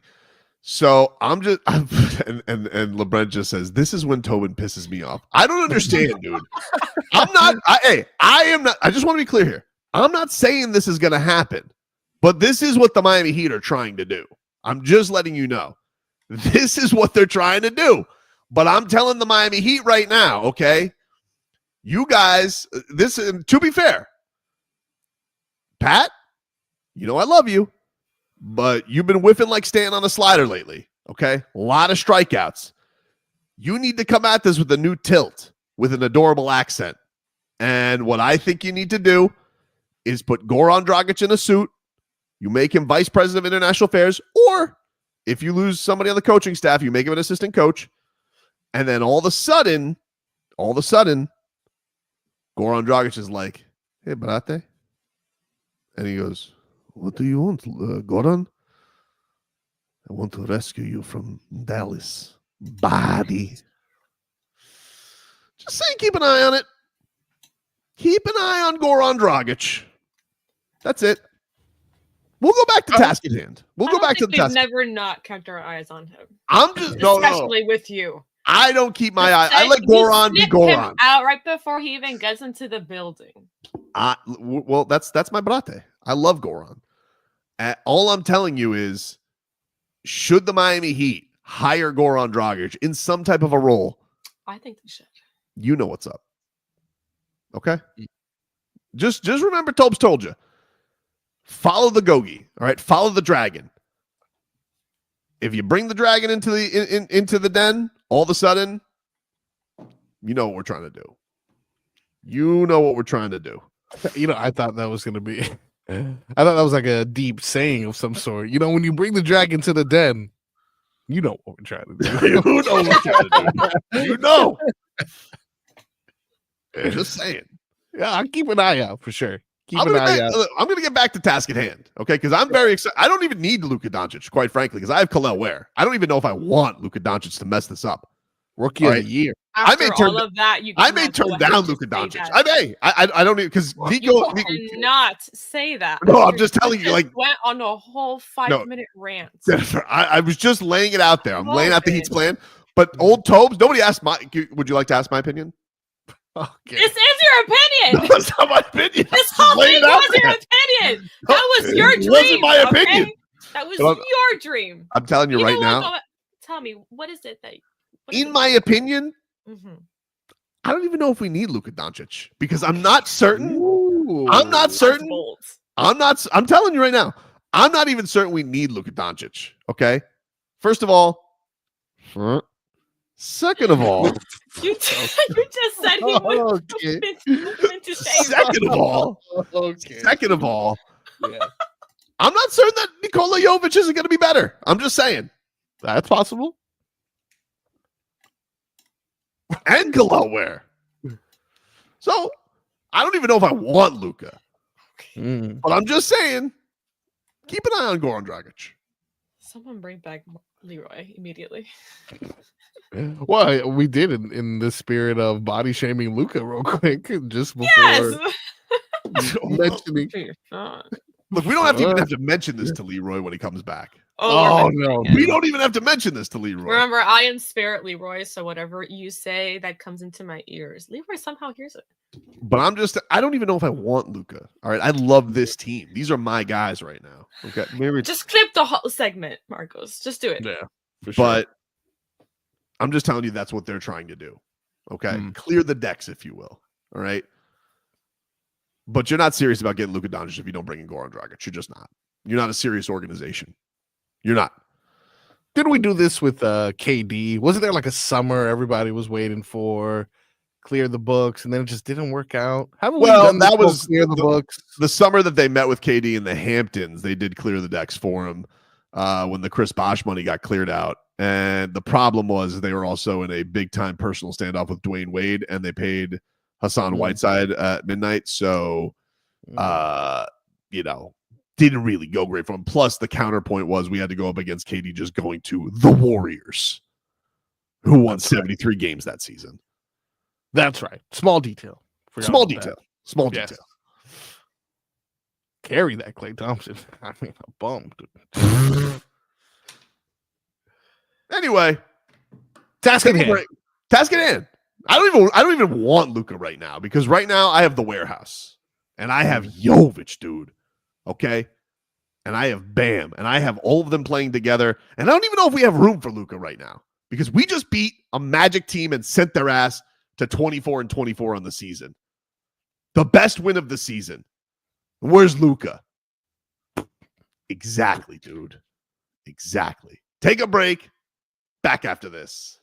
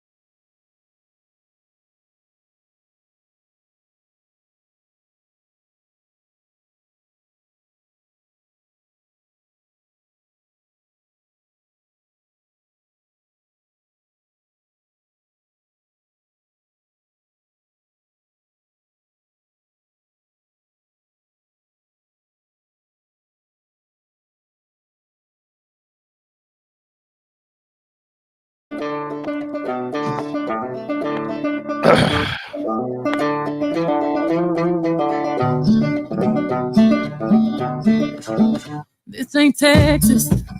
Ain't no hold 'em. All right, welcome back, you rascals. Tobin and Leroy here with you, 560 WQM. Got a contest for you. The Slam Dunk in Vegas. Travel and accommodations for one winner and 3 guests to go to lovely Las Vegas. Plus, you get $5,000 for each guest. That's a total of $20,000 for those who can't do math. It's easy to enter. Download the free Odyssey app. You log into your account or you register for an account. It's free. And all you got to do what you're already doing, which is listen to us for an hour and you get an entry. And you can get one every single day, which will give you more chances to win this. Ergo, you can have more chances to win this trip, this Slam Dunk to Vegas, baby. All you got to do, download the Odyssey app, register or log in, listen for an hour, or any participating station. You know, maybe you want to go to us, maybe you want to go to Kiss Country. I don't know. Whatever one of the participating stations are on our Odyssey app, check that on out, and you can have that great prize, a trip to Vegas for you and 3 other friends. The travel dates are March 17th to the 22nd, 2025, and it is a national contest. Oh, Frog Boy. Yes, sir. Let us mix it up. Let us mix it on, dude.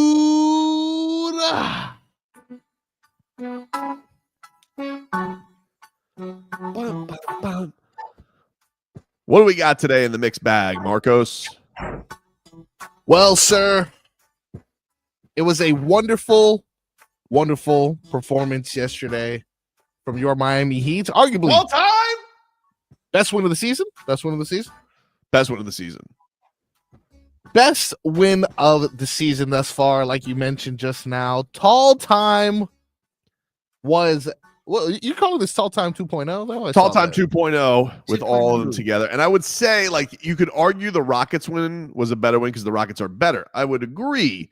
However, the Rockets win was before all the chicanery really came to a head. Mind you, then Jimmy Butler returned, then we had the whole thing, and then we basically went into stop trying to play basketball gate. So I'm just saying, with the backdrop of what was going on top of unleashing Nikola Jovic, Kel'el Ware, Bam Adebayo, it's not only the best win because of the grit and the guts that they showed, and a lot of these wins have, you know, the blown wins to the Magic, the blown wins to the Kings, the blown games to the Pistons. Like, this to me just felt a different type of special. It just felt like with the young guys contributing, you could see the emotions they had afterwards. Probably this is a long way of saying I agree with you. Best win of the season. Best win of the season. You said arguable that you could say the Rockets win was up there because, you know, you also did have a fight. You know, are objectively a better team, and Tyler Hero to get spiked on his head. Yeah. But the Jimmy Butler thing wasn't really a thing yet. He was just sick. Right. And honestly, that was a moment that I thought would kind of bring everyone together. One would think. One would think, oh yeah, let's fight. Nope. It was the opposite of galvanize. What is the opposite of galvanize? Galvin Adcock? Sorry. I'm gonna let Scooby bark at you. Yeah, for that. That's fair. I deserve that. Yesterday, Tall Time 2.0. Yeah. Defensive chemistry was on display, and Spo talked all about it in his post game. Here is Spo on the Tall Time defense. Yeah, I mean, certainly it's the skill level. I mean, you know, as long as and everybody is intentional about working on things and our spacing. You know, where's the ball going, and then how do we continue to maintain our spacing, and then taking the challenge on the other end. You know, Niko did a good job defensively in the fourth quarter in the overtimes. And then, you know, Kel'el and Bam have already been building this, you know, this chemistry defensively. You know, you talk about chemistry offensively, but that also can be a real thing defensively. And that's what we want. We want to make it really hard for teams to score easy buckets, you know, in the paint, at the rim. And then, you know, our offense, we think is it'll get better, you know, as we spend more time together. Oh yeah, that's good. Oh, so good. You know, I have a weird comparison that this entire situation it's a very weird comparison. I'm just gonna admit, I'm gonna forewarn you in this sense. I had a friend who was imprisoned in high school, right? Very bad. But he ended up luckily getting out. And a conversation I had with he escaped. No, I'm kidding. A conversation I had with one of my friends at the time was, hey, if our friend got out but didn't hit you up, would you feel upset? And he was like, no, I would just be happy that he was out.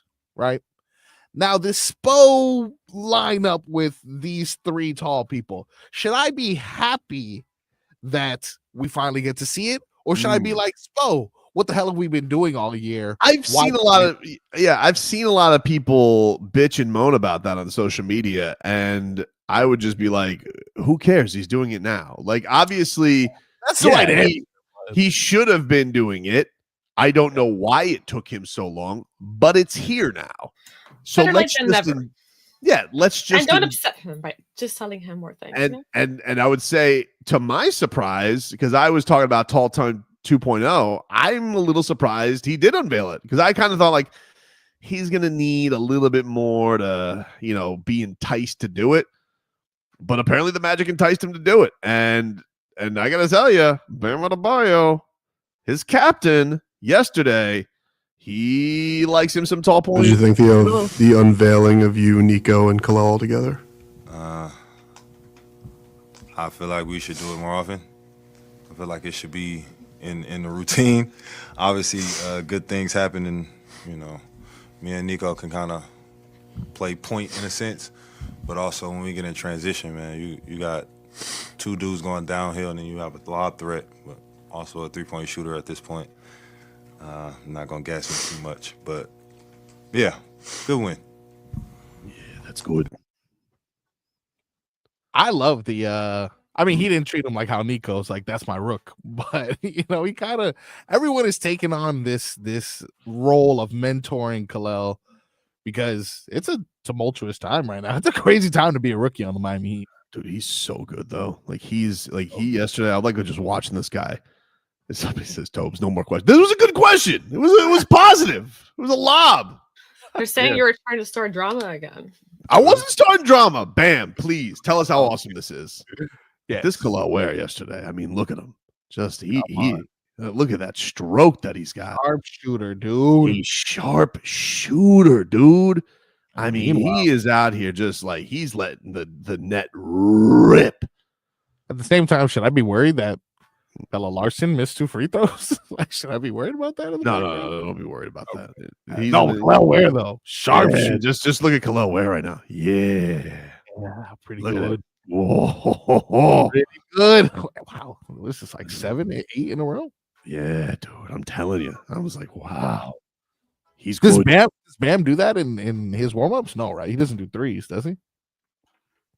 Does he do threes? Yeah, like he does shoot threes. He does shoot threes in his warm-up. So he does like the whole, they'll do like not around the world. I'm sure there's a better yeah, he'll shoot him from everywhere. Because I mean, Kel'el looks comfortable out there. Yeah, comfortable. And he looks comfortable on the court, which look, Bam said it, Spo said it, we said it. Tyler Hero echoed the same sentiment yesterday.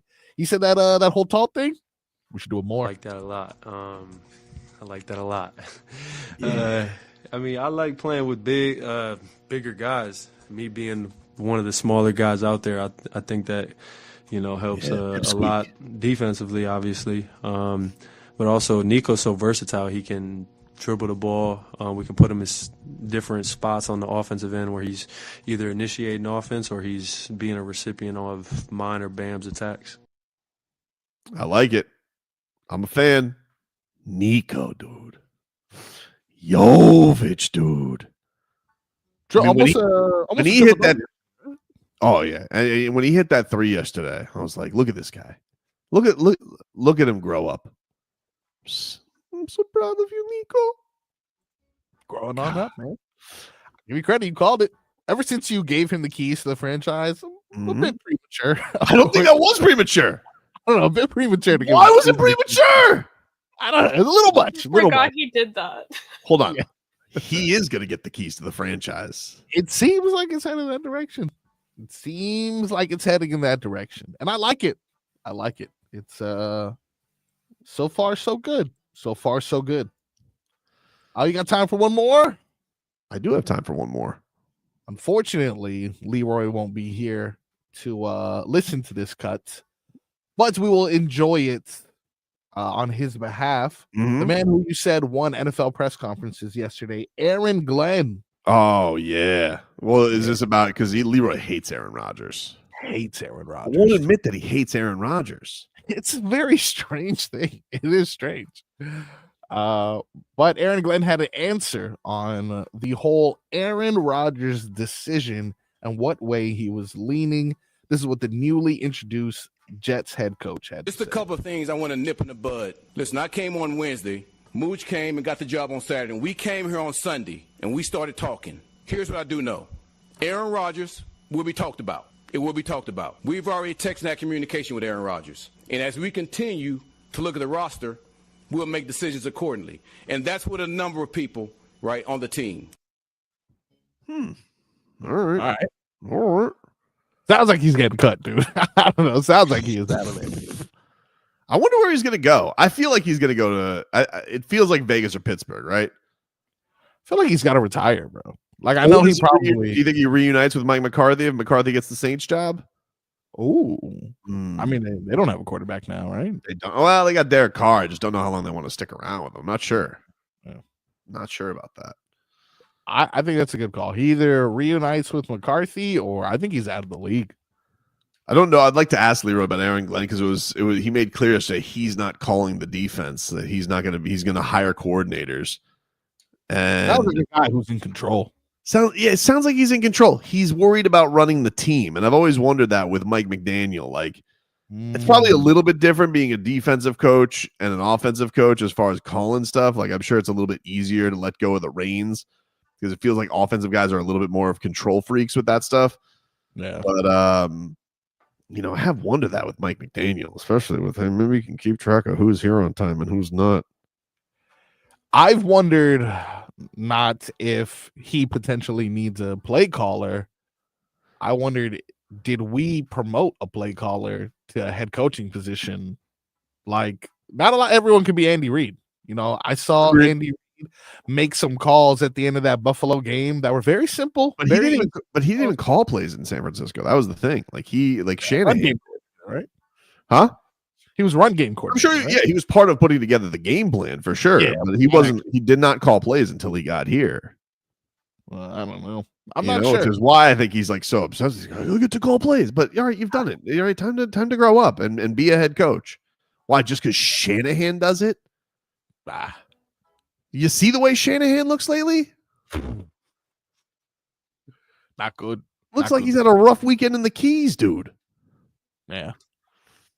Anyway, all right, we'll take a break. Final hour coming on up. We'll continue to bask in the best win of the Heat season and talk about Jimmy Buckets, plus some draft fodder that's out there for the Miami Dolphins. There's one player that everybody keeps circling to go to the Dolphins at 13. Take a break. Back after this.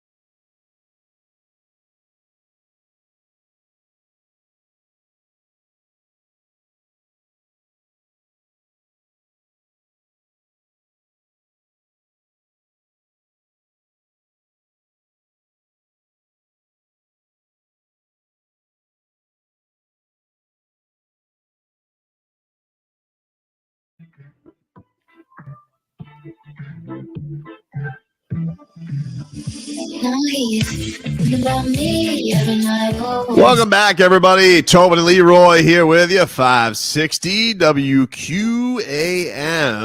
They got me. They What got happened? me. What happened, I Leroy? thought I was just doing a hit, Huh? but it was the sports reporters. It's like, oh, I didn't like. They got me. Were you on live? No, it's recorded. What? With it was. Let's see. It was Jeremy Schaap. Wow. Adam Scheffler. So what were you talking about?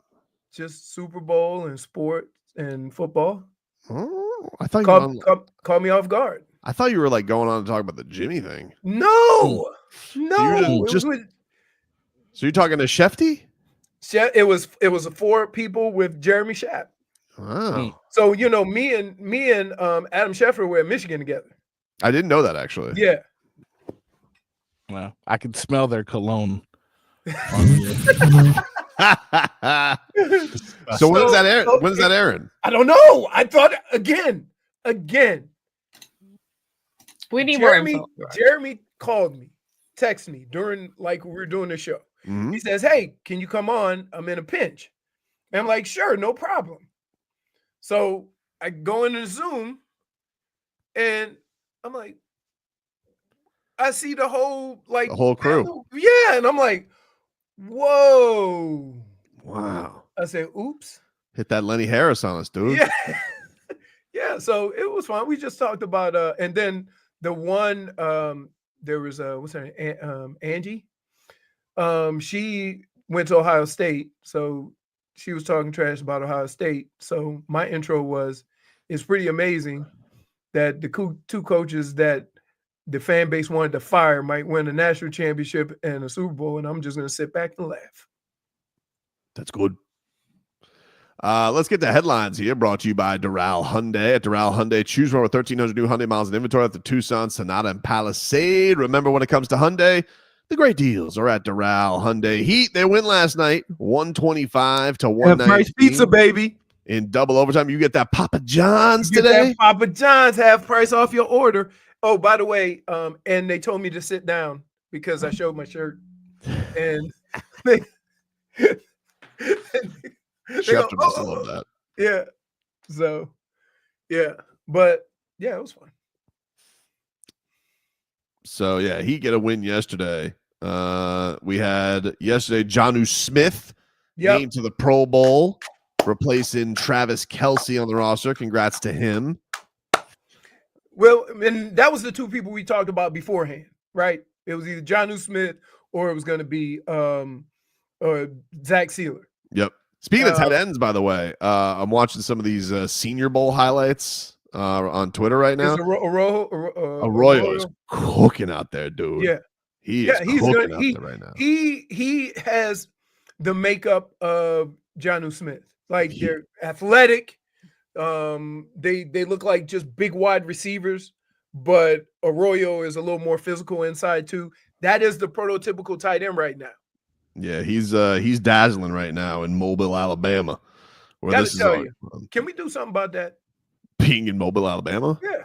I don't know. Somebody gonna pay some money and it's gonna end up in Vegas or something, right? I think, didn't you say I thought you said like they're trying to they try to keep it in like boring places because they don't want the prospects getting into trouble. Well, it's not only that, it's the amount of people that come in to see it with the coaches and stuff like that. They don't really want a lot of fanfare with it.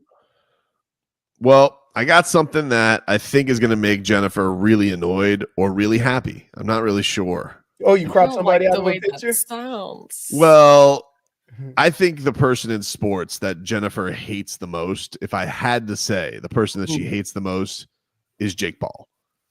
I think Is this true, Jennifer? Is this true? The most, I'm not sure, but I mean he's up there. Is he top 5, top 10? Yeah, you could say that. I'd say top 3. Top 5. Well, Jake Paul is now revealing his next opponent. It appears. Ooh. And Jake Paul, coming up on March 27th, is going to be fighting His brother Logan Paul. Oh, please. The Paul brothers are gonna fight. The Paul brothers are gonna fight. It appears it's gonna air on Max at the end of March, but we have a showdown. Paul v. Paul. So wait, they're fighters that avoid people they work out with, right? Wait, how many times? That's why DC wouldn't. DC stay in a different weight class.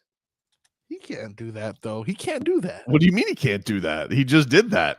No, but he can't do that. This is okay. This is my concern. This is the theatrics of this is going to be ridiculous. You don't think this could turn out to be a real fight? No. Why not? I would tell you why. April 19th is WrestleMania. There's April no 19th way. is a national holiday. My birthday. All right.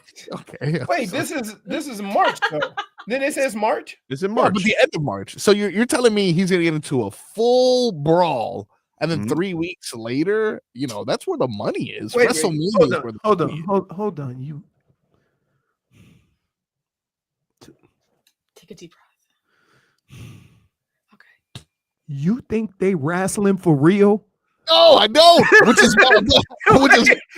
like, how is he gonna go through the ordeal of WWE and then go fight? No, it's the other way around. I'm saying that we know this isn't going to be a real fight because the real money is WrestleMania a few weeks later. Wouldn't you like to see, but like maybe Big Brother could knock out his little brother? Maybe this is finally what everybody's wanted, which is Jake Paul to lose. And if he doesn't, maybe he knocks out his other brother who everybody also hates. You're hoping one of them gets knocked out. I'm telling you, they're going to be How about hugging. this? What if they both get knocked out? Oh, that would be terrible. Like they do Can I the just old. say? Can I just say this? This has the makings of a dud. I think it's going to be good because there's no way you can set it up without saying I hate my brother. What sounds good about that? Well, first of all, You don't have a brother, so you don't understand. I don't have a brother. You're right, Me and but my I. brother have been in fights, but I would never go nationally and fight him on front of TV, on front of pay-per-view. You wouldn't for 10 million? No, really? No. 20? I'll fight your brother for 10 million if you No, want you me to. wouldn't. No, you wouldn't, dude. Yeah, and it'd be real. No, yeah. Okay, no, You you don't can't. have a brother, Yeah. so you don't like. Listen, I get you can put on an event of you fighting your brother, but under no circumstances is it going to be real. But this is the thing. I like the idea. See, I'm not. You don't have a brother, of course you like it. Fine, you could say that, but what I like is if the circus fights the circus. I'm for that. I don't like when Jake Paul tries to fight real boxers and tries to convince us, I'm a boxer. Now this is what you are. You're a cartoon character fighting another cartoon character. Like that's what it should be. But it's his brother. Yeah, but they hate each other. No, or they can act like they hate each other. I don't know. I just said that. Where does it say They're they hate always each other? together. They're always together. No, I think they have beef. No, I don't think they have beef. I think Did you they not do, see Jennifer. them? No. There's no, sibling no. rivalry, but I don't know if it's beef. You don't think that You know what kind of mentality you got to get in to say, this is my brother. We've been thick as thieves since birth, and I'm a bust him in the face on national TV. You know what kind of leap you have to take to do that? I don't think it's that big a leap. Yes, it is. You don't think they've sparred before? Sparring is different. Hmm. Yeah, the beef is real as an Impossible Burger. That's right. You I'm so can't. sad. You guys were more excited. Hold on. I'm telling you that I don't care what you say to me. If you have a brother or women, you have a sister. Yep. I don't care how much you hate her or how much you hate him. Getting in a ring and punching them in the face is a whole different animal. I could use that about right now. I like it. I'm for it. This is the most excited I've been for a Jake Paul fight in a while. We're not gonna get you off of this perch. No, I think it's great. Tobin, I feel like you're just trying to convince yourself this is No, I really am not. Like, see, this is. I always have the best temperature on this stuff. I told you it immediately as Mike Tyson, Jake Paul was announced. I'm like, this is stupid. It's going to be a disaster. I told you all that, and I was right. And the only thing we remember from that is seeing Tyson. His ass cheeks. Yeah, we've seen. Right. That's it. That's the only thing I think this could be legitimately entertaining. I think this can be legitimately entertaining. Because I think they're gonna get after Are going to be involved? Yeah, baby. That's not entertaining. You hold on. If this ends, JFig, with the one of them thought legit process, the thought behind it sounds great to see two brothers going at it. This is the most but the fact that they've been kicking it since they were little and they've done everything together. How serious can the fight be? He even went to go support him during Tyson. So right. Just because he wants to be seen. Like it's all a business. Oh, so and it's this is not about supporting his brother. It's Nah. about being seen. I think this is gonna happen. You know, like, dude, what is? I think you know what? Jay Gatto makes a great point. Why don't you go there and ask interview them questions? Them, ask them questions. Yeah, and then there will be some sort of No. I don't like what you guys are doing because you're trying to make it seem like I could actually stir up some real beef. What? Yeah. What? And I don't do that. Wait, let me ask you a question. That was in there. I got your hat. Who was front and center? Okay, but that's not fair. I didn't know he was going to grab his hat. Wait, did Floyd think you set it up? Oh, he did. See, okay. He ignored me the next time he saw me. Behind every controversy that we've talked about, you were somewhere behind it, my friend. I'm telling you, Jimmy, Pat, Mayweather. Like, come on, dude. There was a melee, and all we could see, you trying to hold the mic. Come on. The mic stand that Yes. was go away. I was tangled by his bouncers. I got sucked in one time when we were interviewing. We were just sitting there talking, and all of a sudden we got Golden Boy on, and then a press conference broke out in front of us. You were nervous both times we had a Golden Boy on because I asked him about Canelo like right off the bat, and he was great on Canelo. He's a very charming man. Can I just tell you, if you sit down and talk to him for like 5 minutes, you're like, wow, Golden Boy. Then you talk to other people, right? Oh my goodness. It's the most confusing thing in the world. I do not know what to make of the whole thing with him and everybody else. I don't. I do. Cocaine, dude. That is usually the problem that I'm assuming. He might be high as a kite, Yogi. No, he wasn't high as a kite with us. No, exactly. And well, then sometimes he gets a little crazy. He gets a little crazy. By the way, speaking of this whole thing worse, before you move on, that he puts in the caption, the moment you've waited a decade for. People no one have been has wanting to see waited for this. this. No, moment. people have been wanting to see this. No Jennifer. one has waited for this. People okay? have been wanting. No one cares. Wait, no one cares. JFig says, no. I'm gonna go comment on this post and go. But that's just because you hate the Paul brothers, and you don't want to fall. If I hated them, I do. But like, I've never asked for this. I'm telling you right now, Jennifer, I this don't is the most likely event you will see a Paul brother get knocked out. Is brother versus brother. They won't knock each other out. I'm telling you, he didn't knock Tyson out, but he'll knock his brother out. He wasn't going to knock Mike Tyson out, and that's not what I said. I said that the most likely outcome of is him getting knocked out. Is his brother against him? But he's not better than his brother. Who's to say? Big brother. There's not a big brother, little brother type of mind 30 game. pounds heavier than his brother. Logan Paul's a big dude. Okay. Logan Paul's a big dude. This just tells me though that Conor McGregor versus one of these guys got X'd. Like that to me. He can't fight though. Conor McGregor can't fight. He's under contract with the UFC. That's what they make fun of him with. Like, you can't do it. You're under contract. Which, by the way, why was Conor McGregor randomly at a Jazz Bucks game yesterday? And why was he messing with Brooke Lopez? Can somebody get him off the yayo? Just please, someone just wrangle this man. Dude, this guy has more snow in his nose than a damn Buffalo Bills fan. Like, this is ridiculous. Really, it's just Rick James everywhere he goes. It's just very strange. But like, he's always sweating, no matter how cold it is. He got one of the. It's like, Connor, why are you sweating? We're in Utah. It's cold. Why was he in Utah? I don't know. Last time I saw him fight in Utah, right? Don't they? They do fight in Utah. Yeah. And by the way, UFC, when are you going to announce the Miami card, dude? I'm sick of waiting already.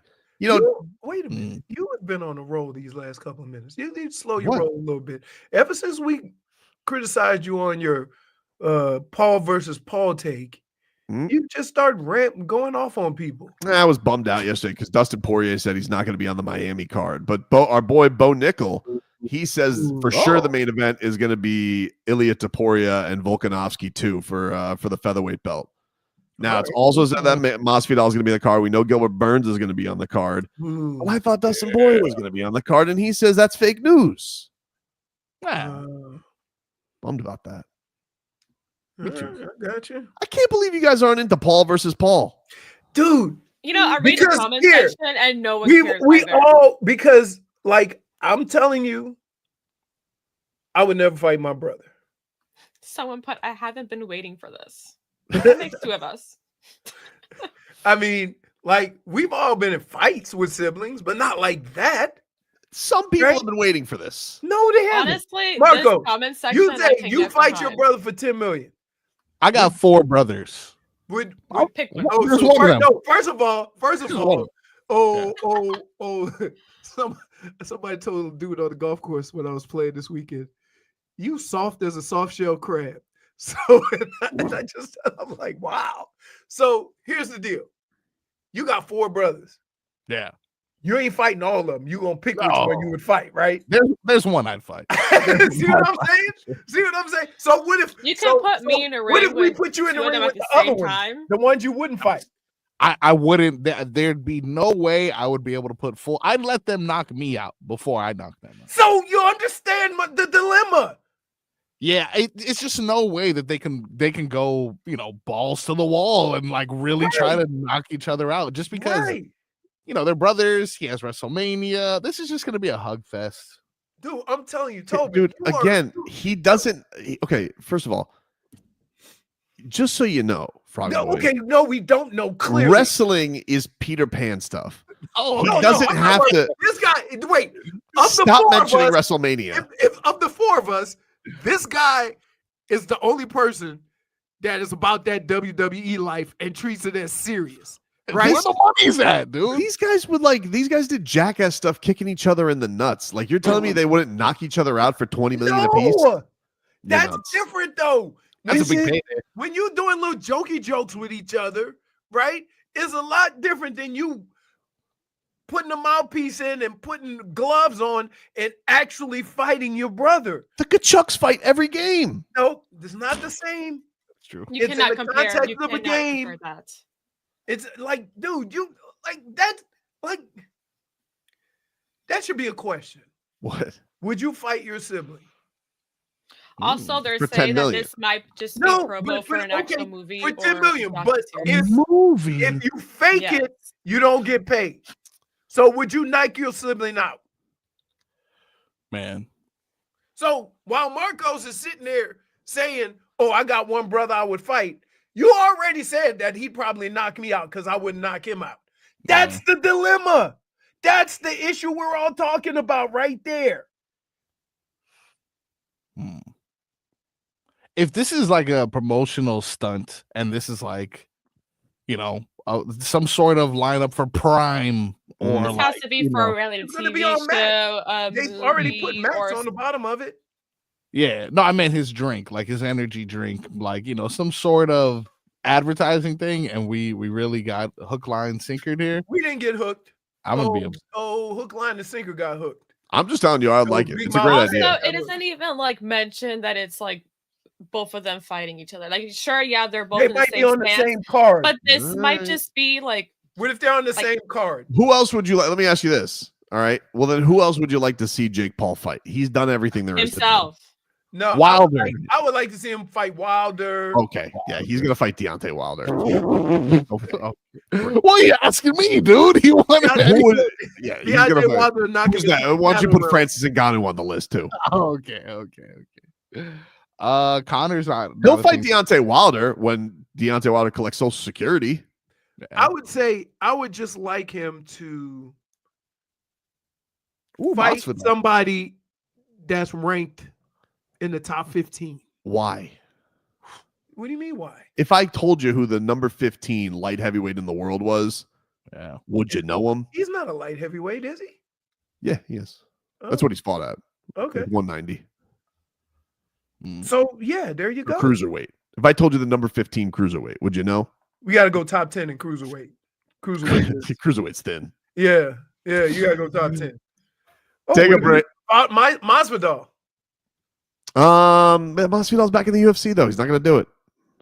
All right. Take a break. We spent way too much time on this. I apologize. It's your fault. It's always your fault. It's your fault. WQAM broadcasting.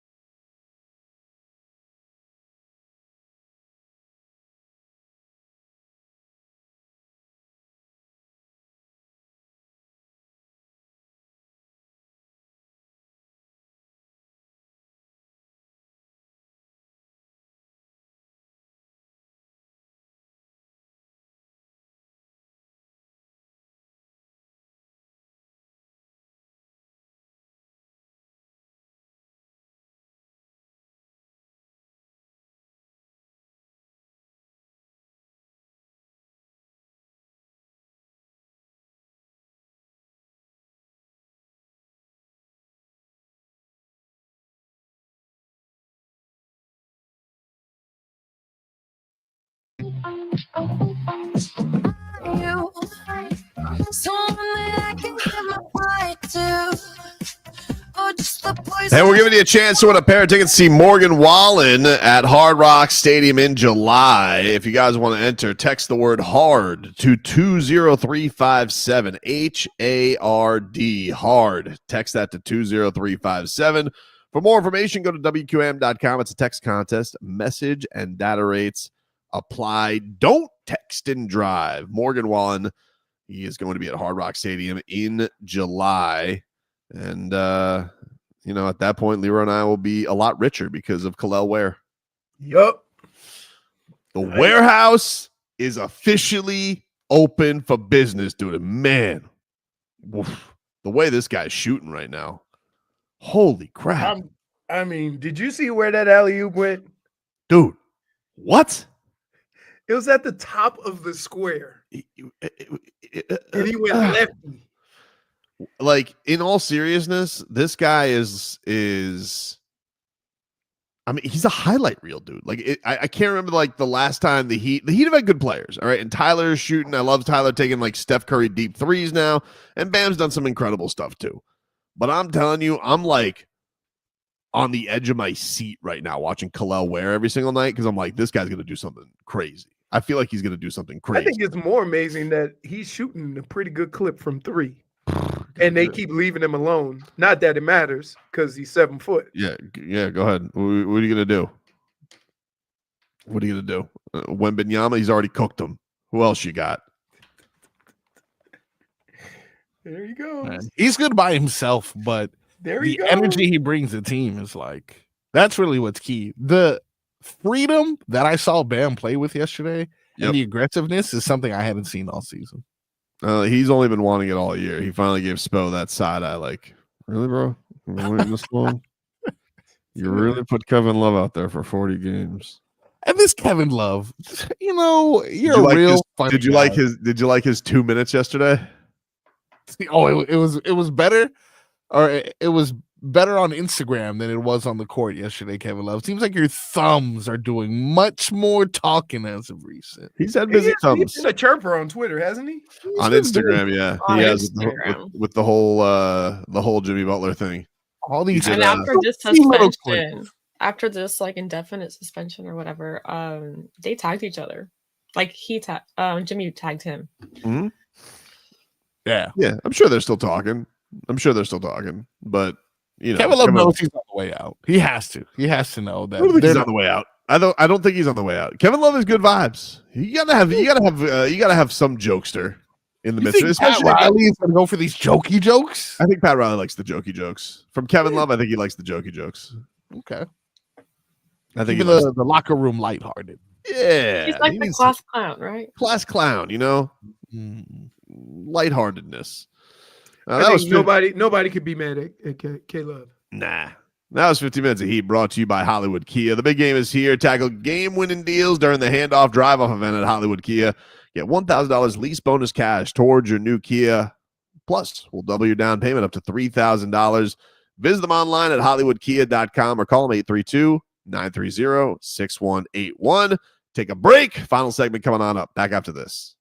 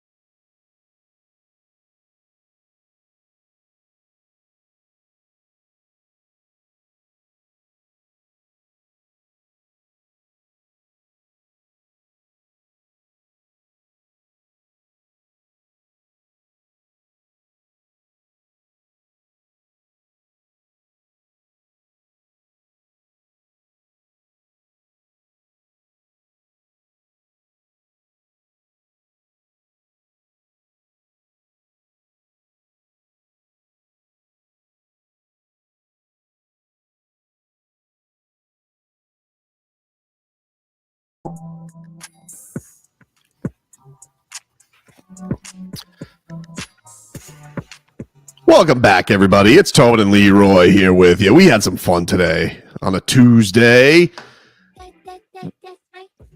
Want to let you guys know one more time, we got a contest for you. The Slam Dunk in Vegas. Got travel and accommodations for one winner and 3 guests to Las Vegas, plus $5,000 for each guest. That's a total of $20,000. Easy to enter. Download the free Odyssey app. You log in to your account or register for a new one, and you can listen to WQAM or any participating station. You listen each day for a minimum of an hour for your entry, and you can do it every day. The Slam Dunk in Vegas. You got a great prize and your chance to win. Listen to WQAM.com on the free Odyssey app. Travel dates are March 17th through the 22nd of 2025. So this upcoming March, and it's a national contest, ladies and gentlemen. You want to see Bam Adebayo make fun of Kel'el Ware for his answer yesterday, Leroy? Of course. Yes. Yes. Kel'el Ware was asked about what he's looking for in lobs, and Bam Adebayo puts head in hand because of how obvious Kel'el Ware's answer was. When the result is a lob, what are you watching for when they're catching the ball in terms of what the defense is overreacting to, and when do you know the lob is coming? Whenever the ball is in there. I mean, I wait for the ball to go in there first, and I jump and go get it. So.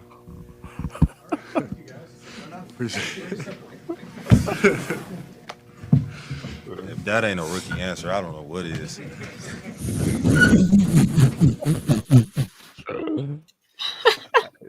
You know what was funny? Because at one point, Bam was Oh, yeah. side of that. Oh, dude.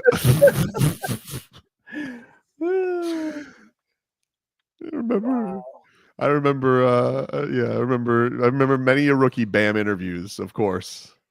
Tommy mentions this a lot, and I'm not sure. You probably know as well. He says that Bam has grown, substantially since his rookie year in regards to interviews. I know he still does that throat clear thing. He does do the throat clearing thing. Yeah, but he said that he was like almost his rookie year. You couldn't even speak to him. That he wasn't giving you anything. Can I just tell you, like, I don't know why people think because you can play basketball or you can play football that it automatically makes you a damn public speaker. It doesn't. So what are you expecting from these 20, 21-year-olds, right, that have never had to speak in front of people to be interviewed every day? Well, I do know one thing. For a 39-year-old coach, I expect better than this. Jacksonville, the community, Duval. That makes me uncomfortable every time it's played. Tobin, if I told you that this was Will Ferrell doing a Saturday Night Live skit, you explained it perfectly saying that. Right. It feels like a parody. It feels It really does. Jacksonville, the community, Duval. Jesus. I really hope it's actually on SNL this week. Oh my God. Spelled. Hey, dude. Liam, Coach Coen. You better win fast, dude. I'm gonna tell you right now. You better come out of the gate 3-1. All right, Alabama, rolling tide, everyone. It's right, no, dude. It's right there with the Brian Kelly faking the accent. Oh yeah, it's right. Like I haven't heard something this awkward from a coach since Brian Kelly faking the accent. No, because you were pretty hard on Nick Sirianni. Nah, dude. I was, but not as bad as Brian Kelly faking that he was Southern. My family, hey, that was was the like, worst. What is he doing? What is he doing?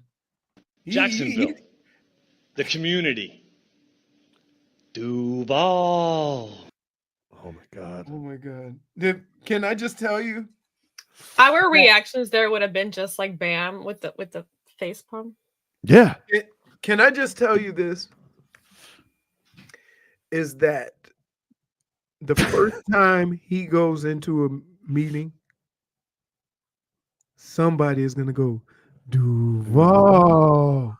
You play you best. You. Oh gosh. You there's definitely like there's definitely like who like they got Josh Hines Allen who's like we're doomed. He's like another year. Like, he's like this. He's probably thinking to himself, finally, he goes, we got rid of Urban Meyer. All right, Doug Peterson was washed with his visor. Who do we got here to lead the franchise? Who is going to take us to the top? Jacksonville. The community. Duval. You know what else I noticed? Gives me the willies. He probably felt like he ate there. And I promise you,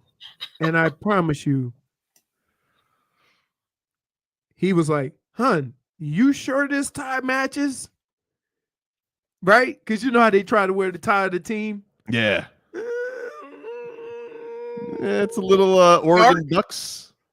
Yeah, it's green. Too dark of a green, more than teal. Yep. Jeez. Dude, I'm telling you right now, he looks like he's getting ready to slam a beer and crush the can over his head. Right? Don't let the suit fool you. I will now exit all of my Zoom meetings that way. Duval.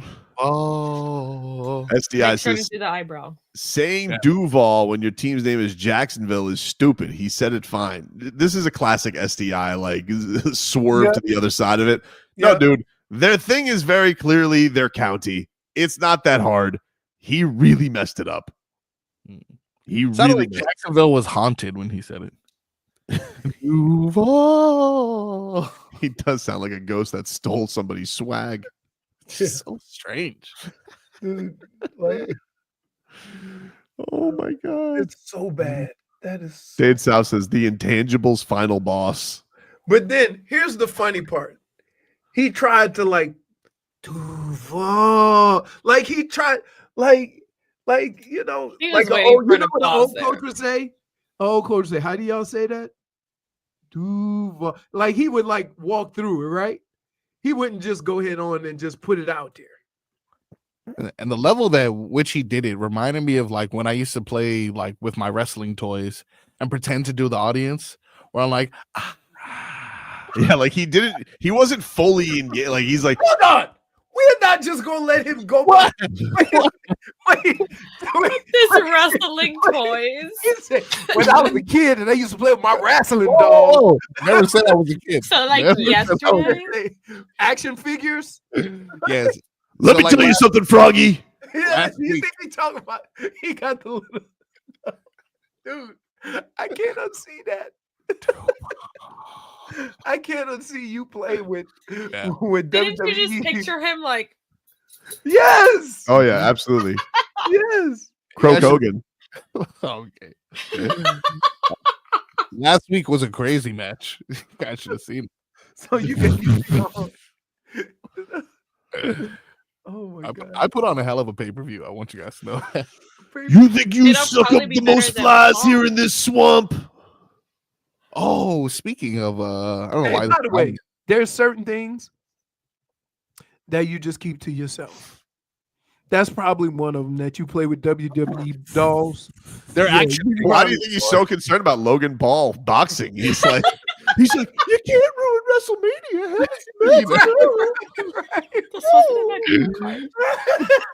Don't worry, Marco. Something tells me Logan will make it to the U.S. Championship. Hey, If they get injured in real life, I start limping with my action figures. You had more, Call them dolls. you had less concern for the dude that nearly decapitated himself for flying out of the ring than Logan Paul, who might get punched in the face by his brother. right. Logan Paul, babyface. You know? I mean, like, holy smokes, Marcos.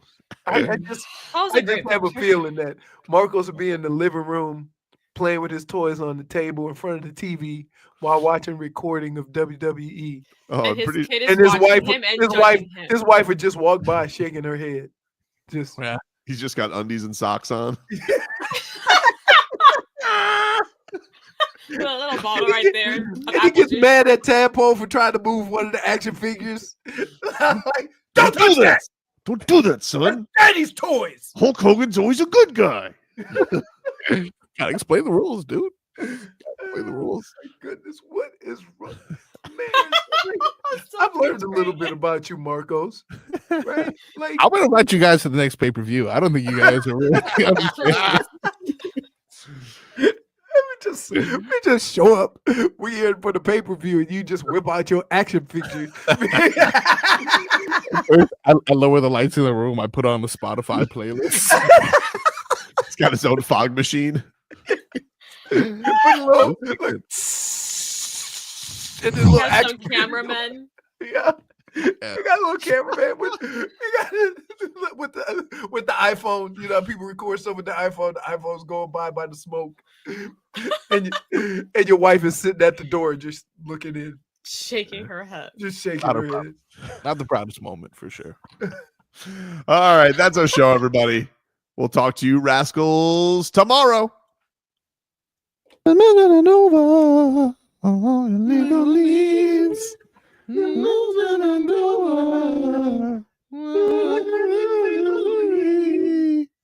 HBO, They knew. you're a dirty bitch. What's up with your boy? Hope you mother have a good day.